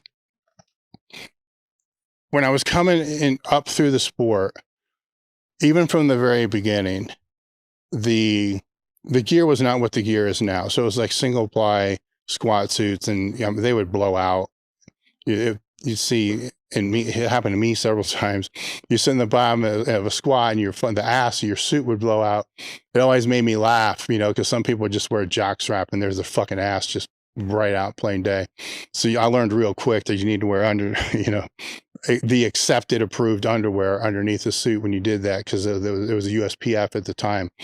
But I'd also see the injuries, and the injuries that I saw that were the most common were low back injuries, because I would hear the lifters I was training with bitch about it. I'd hear people talk about that at meets. I would hear that being one of the reasons why people didn't power lift. I would hear that being the reasons why they were bench specialists. And I didn't care, or probably didn't even know any better when I was that young, that in a lot of these cases, it was just probably some bullshit excuse because they didn't want to squat and deadlift and just wanted to bench. I didn't really care about that. I just knew that you fuck your lower back up, it's probably not going to be good for your powerlifting career. The other one were knees, because I'd hear the same thing about knees, but then I would see people, I don't know if it was really the knee per se or quad tendon. It's going back so much. It could have been quad tendon and I thought it was a knee. Back then, even if it was quad tendon, they probably said it was still knee. The people that I know that blew a quad tendon, it always kind of got defined as, it was a knee problem. Knees were one of them, and then pec tears were one of them. The summer after my senior year of high school, I strained my right pec the first time on an incline bench press, and I mean it popped hard, but it didn't bruise, it didn't do anything like that. So what I didn't become, it's weird, right? Because I didn't become so concerned with the pecs, because at that point I figured, you know what, I've already had that, right? So I just need to do what I can do to try to minimize that. But at the same time, it healed pretty quick. So in a few weeks, I was kind of right back to benching again. So to me, it's like, well, a pec strain isn't really that big of a deal. And I wish I would have paid more attention to what that one was, because of my structure, short pecs, and that ended up being one of the bigger problems and probably led to the shoulder than the other two things, where I wish I would have thought that was more in line with the knees and the back. But I wasn't seeing people tearing pecs that weren't able to still compete, because everybody that I knew that would strain a pec, they were still able to compete. Even if if it was a complete tear, they would still compete. It was like a bicep. Like the tear bicep, to me, it was like, whatever, no big deal. Like it doesn't matter. You tear it, you don't fix it, you just keep going. The pec kind of fell into that category for me. So it wasn't really that much of a concern, just part of the sport. The other three I saw as these can fucking take me out of the sport. So the way that those were approached in my head from that age was, I was going to always try to work. So the strain of my knees was never that hard, that I was always going to sit back. And my original coaches were advocates of sitting back in the squat. Actually, everybody, like a bridges flare type thing. Everybody through my time starting all the way up to Louis was all about sitting back, vertical shin, everybody. So that kind of, because I saw that seemed to have a correlation, that very few people that were like a bridges flare, sitting back, Pacifico, that type of thing, they weren't having the same issues as the real close stance when it came to the knees. Now, I wasn't super wide stance either. I was more like a medium stance, and definitely a lot of quad, but not the wide stance that it later became. So that's kind of how I was mitigating that. And then I was mitigating it with making sure my quads were always strong, which became an issue with Louis when I got there, because my quads to him were way too big, and hamstring's not big enough. So that did change then. The way that I mitigated the low back was, I don't know what the technical term is, but there would be a couple of times that I'd throw my back out for whatever. And it was usually stupid shit, like just bending over, doing something, a barn or something, just bending over. It's like, fuck, what was that? Then it's hard to walk, it's hard to breathe. So after a couple times of that happening, what I realized was, every time this happens and it's lit up, I was still able to train if I was to put enough blood in it, and to be able to keep, I didn't know what bracing was at the time, but to be able to keep my stomach tight is kind of the way that I would have thought of it back then. To be able to keep my stomach tight, it didn't hurt as much. And if I cranked my belt too tight, it hurt more. So I had to keep the belt like a little bit looser, but keep my stomach tight. And then even when when it was aggravated, it was not aggravated. And And then somebody at the time, once it would get better, told me some shit that was the reason why it happens is because I was using my belt too much. So I stopped using my belt for everything except top sets. That may have played some part of all that. But what I think played the bigger part of all that was I realized when it was strained that I didn't bend over the same way. I'd squat down to pick shit up, just all the things that you typically know. Certain exercises, I would feel the back differently than others. For instance, an exercise that was popular, really popular back then, was a T-bar row. And so it's kind of like a chest supported row, but without the chest support. I probably had my back pop out on that twice. Then it was like, I'm never fucking doing this again. So anything that made my back feel like that made it felt, which if I was to explain it back then, I wouldn't be able to explain it. The way I would explain it now is if I ever felt like my lower back was being elongated under load, I wasn't going to do it because I knew from exercises like that, shit like that would happen. So that would essentially be it. Is I just kind of learned that indirectly, don't bend over to pick shit up ever, always squat down that way. Cause after a couple of times you become paranoid. Like, well, if I fucking did this the day before I squat, then either my squats are going to hurt like hell or I'm not going to be able to squat. So I'm just going to make sure that that this never happens ever. So then it won't fuck up my squat or my bench. So I'm never going to just bend over. I'm always going to squat down. So that would be some of those mitigating factors from the very beginning.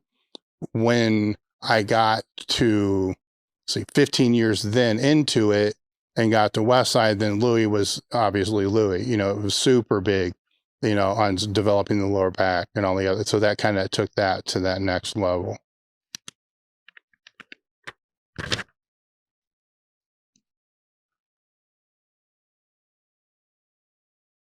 So that's the second, that's the HIT thing. This is the interesting question, which also plays off the, if you could be shorter type question. Back at your peak, would you have traded inches off your dick for 50 more pounds on your total? And how many inches would you have traded, and would you allow it to become negative? Right there. If I was just to read this and say, back at your peak, would you have traded inches off your dick, period, for another 50 pounds on your total, period, then I would say yes. But you know who you are too. The fucker had to make this more complicated by saying, would I've been willing to go negative? No, I probably wouldn't have been willing to go negative on that. Balls, on the other hand, no problem, because I did make that trade, right? So taking anabolics, my balls ended up being peas. So this question kind of makes the answer to my other question look like it's bullshit, even though it's not bullshit, because this one goes too fucking far by saying, would you have a negative dick? And so no. So I don't know how to answer that because I just got mind fucked when I saw that question there and even this question here. And I've had a week to think about these two questions in relationship to each other, and I'm still mind fucked on it. So I do appreciate that because I like being mind fucked on things because it makes me think a lot. And I'm still trying to figure this one out. So I'm just going to leave it with that. I'm going to say no, but it doesn't agree with what I said earlier. So I'm very fucking confused with myself right now. Okay. Personality aside, why do you think Conjugate is so controversial? And there's several points that are being made in here and how, in a way, Conjugate relates to business as far as the ability to be able to pivot, to be able to do multiple things at one time and so forth. And I think that there's the same reasons why you see the debates that are associated with HIT apply here. And that would be that what is conjugate? So that becomes the first thing. When something becomes very hard to define, that this is what it is, and then over a period of a time becomes harder to define, this is what it is. Where at its basic level, I would say what a conjugate is coupling of training modalities within the same time period. But that can also be said about block periodization that's actually being structured more correctly than other block periodization. Block periodization is another topic that when Tom Shepard gets here, maybe we'll sit down and we'll really kind of go through this, because it's hard to really talk about block periodization in context, because it's easy to talk about it in context with, say powerlifting, because powerlifting is very simple when you're dealing with program and organization of training. Block periodization isn't necessarily made, it's not made and was created for powerlifting. It was created for sport. It was created for, athletes that have all these different abilities that need to be developed. And some of those abilities, can last longer while not being trained than others. So you have different blocks, you have different time periods, you have different ways that you have to desensitize and resensitize and stay sensitized. So there is a lot of conjugate that's kind of going on in block, but they probably wouldn't say it's conjugate because it is still coupling. So the way that I see conjugate kind of is coupling.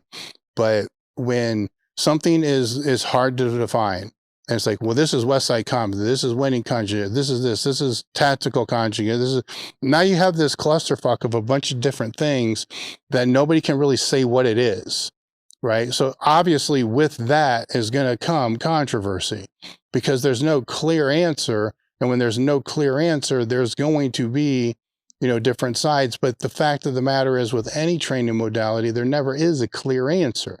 Right? The clear answer is what's going to work best for the individual that's actually being trained or doing the process. So that's one of the reasons why it becomes controversial. The other reason why it becomes controversial is, just as in with HIT, there's a lot of advocates that are going to be out there that state that this is the best way. And whenever somebody does that and says this is the best way, but evidence, anecdotal and scientific, shows that's not correct, there's controversy.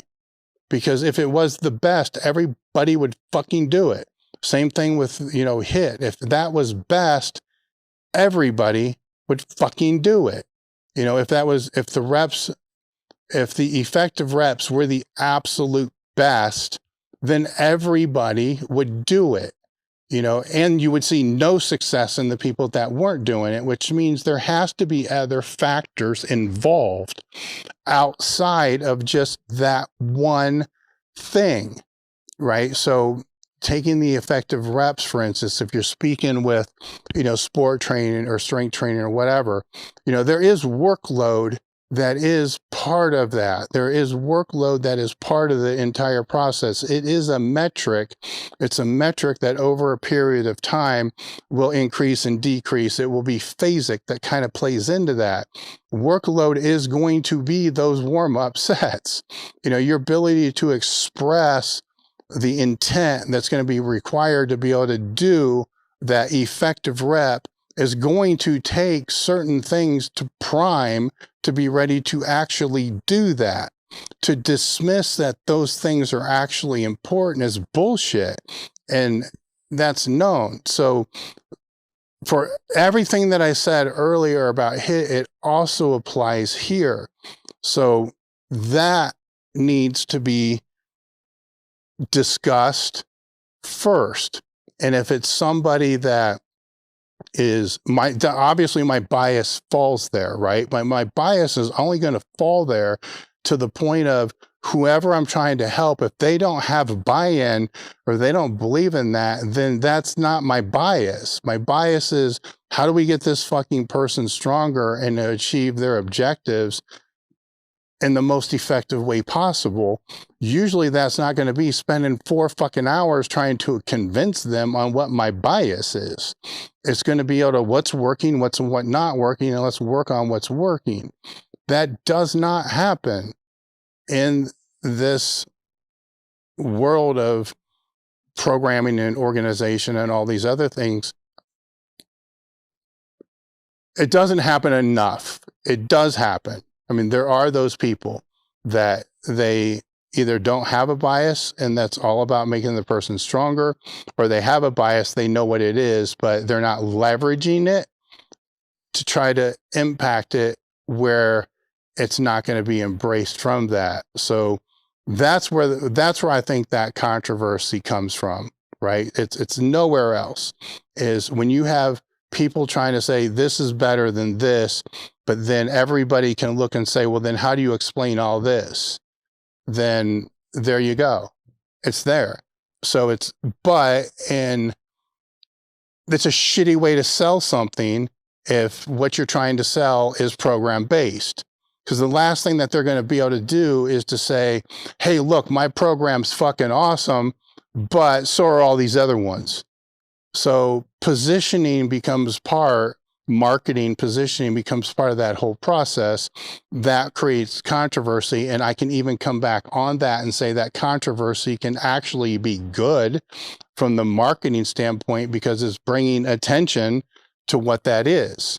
You know, on the person that's trying to get strong, they have to understand what this really is. You know, it is marketing, it's promotion, sometimes it's ego, but it's marketing, it's promotion, it's, you know, trying to differentiate, I can't say it, trying to separate themselves from, you know, other people, understand that's what that is. But then if they have that base understanding of these are the things that are the most important in a program moving forward, these are the things that have helped me, these are the things that I have holes in, and let's fill those holes, then it won't matter because they're going to see it for what it is.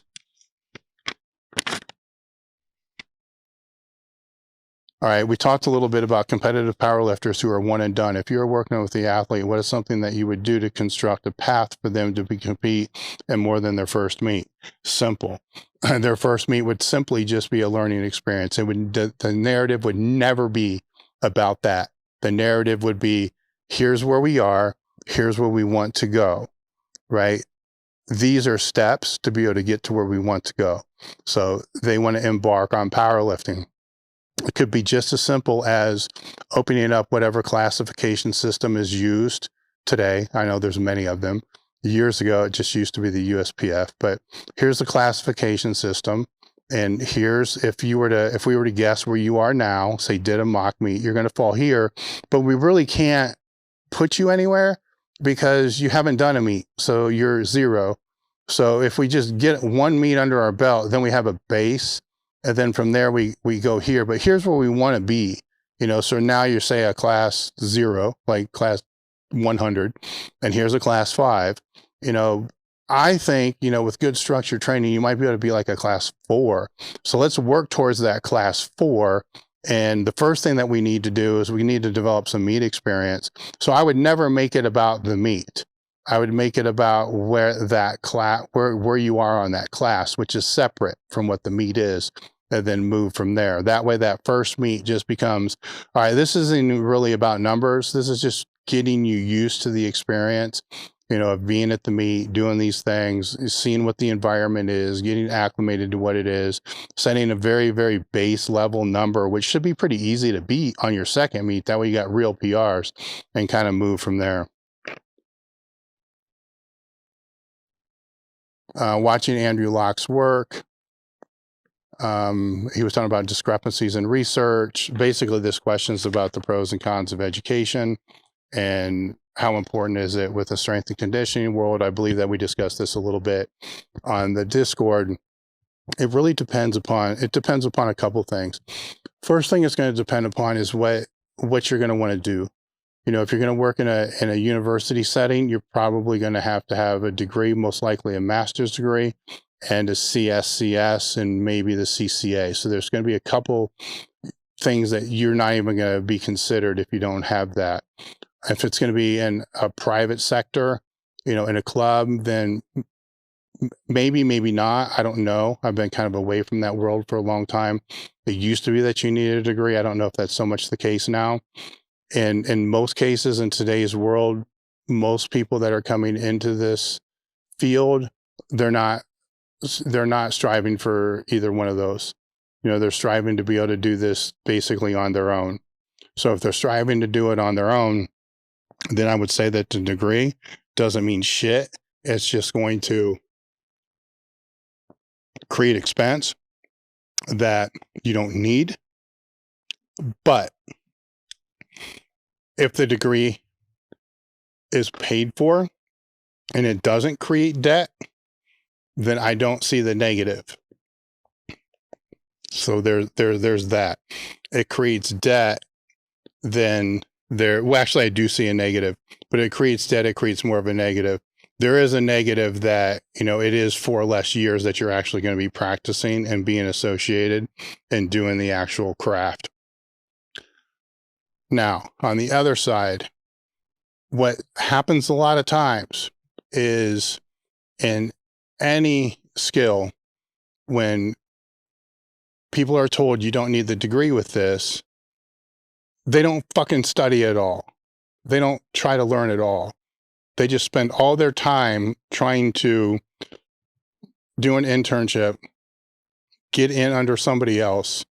And in today's world, it's even more weird than it's ever been in the past. So they want to learn from somebody else, be mentored by somebody else.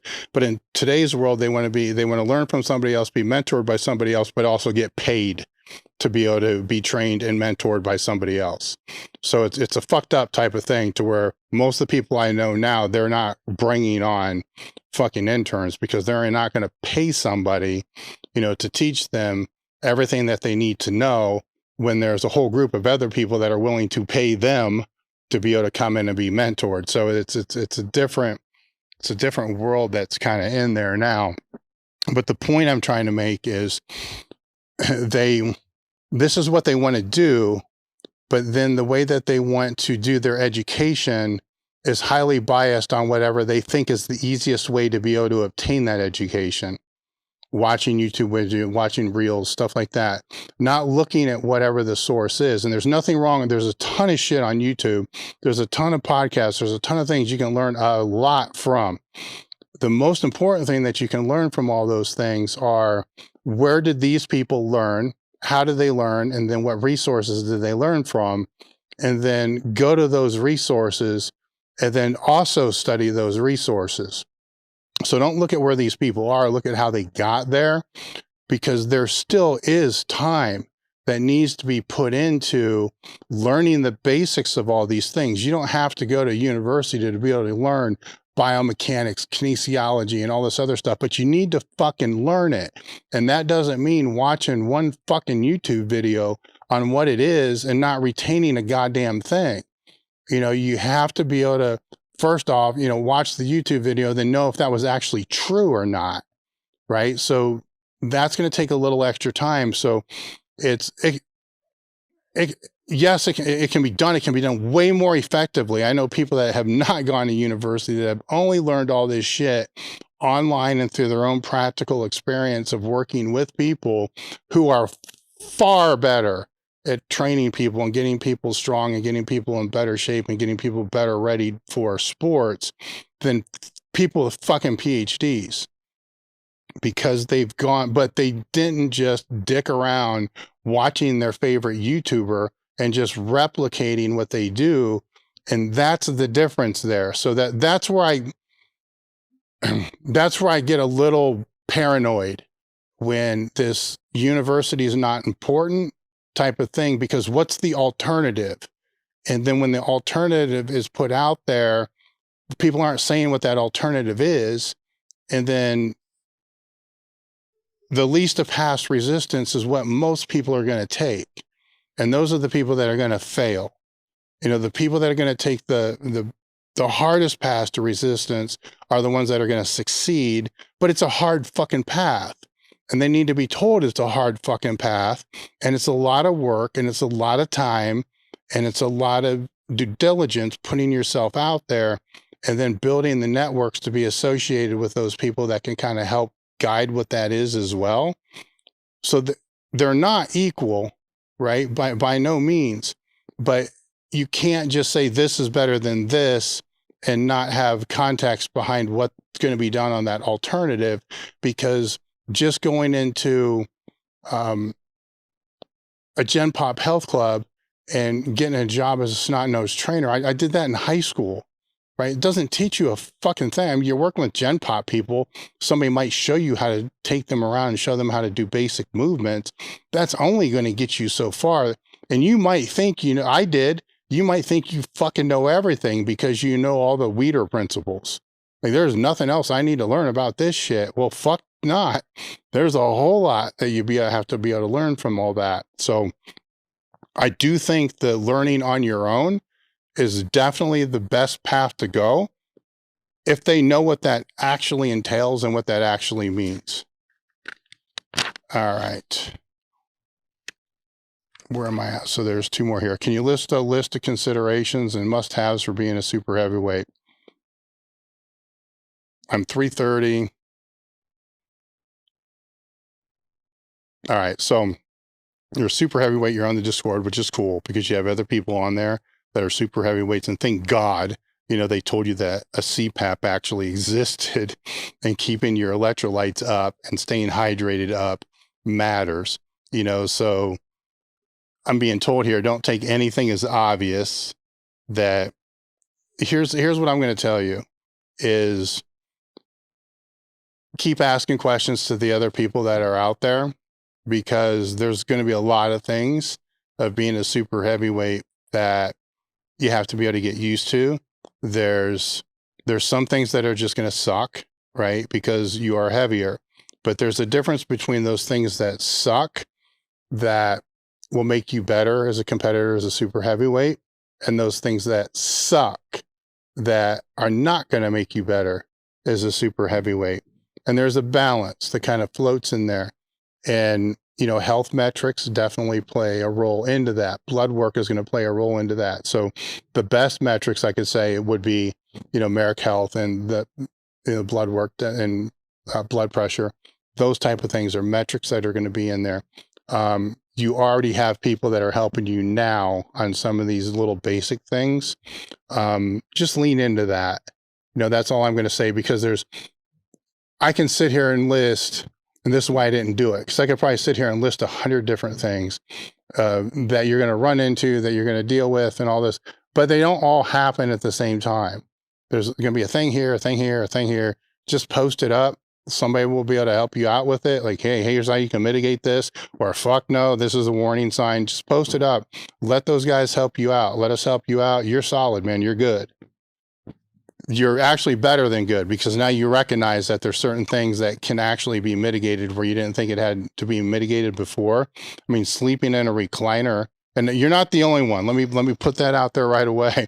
You're not the only one. I know a lot of people that slept in a recliner for years, because they couldn't breathe if they slept on their back. A CPAP could have definitely been the answer to all that. All right, the last one. All right, I have some shoulder issues from work that I have trained and even competed around. My doctor wants to perform a shoulder replacement, and I'm getting a second opinion. Yes, should get a second opinion. They paint the picture that I'll be able to resume everything I do now. That's bullshit. I kind of feel like they want to rape workman's comp insurance and don't want to discuss other options. Could be true. Most likely could be true. Do you know of anyone that has come back and lifted heavy weights from a shoulder replacement? No. That's why I've gone close to 2 decades without having a shoulder replacement. A shoulder replacement is no joke. Actually, any joint replacement is no joke. But the reason why I went with the hip replacement is because I couldn't live like that, first off. And then the second thing was the success rate for how it was going to impact my life and what I wanted to do fell within my range of, I can live with that. I'm cool with that. I can still do everything I really want to do with that. So that seems to be more true with the hips than others. Then the knees kind of fall in there kind of like in second place, the shoulders in like in a vast third place. So no, I don't. And I've looked and I've had people tell me, well, I know this person, but then that person that ends up not necessarily being the truth, or when I actually find out about that person, it's not exactly what was presented. So yes, get a second opinion, third opinion, see how you can mitigate it, kind of go from there. All right, guys, this is the end of this Crewcast. Again, thank you for everything that you do. Thank you for supporting the podcast, and we're done. You guys are selecting Marek for your telehealth platform needs. They have a couple different ways that they go about doing this. The first is through a self-selected experience. There's a table talk panel, which is the full panel.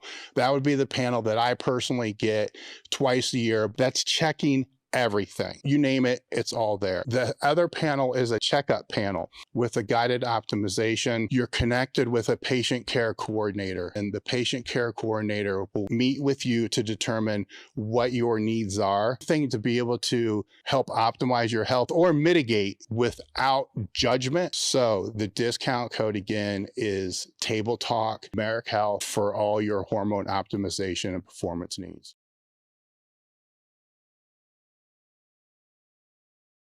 Hey guys, if you're a strength athlete, coach, trainer, or practitioner, the Swiss Symposium in Columbus, Ohio at the Easton Town Center, time's running out. It's October 21st, and we have a $200 discount running right now. As I said, seats are starting to fill. So head over to elitefts.com, register today.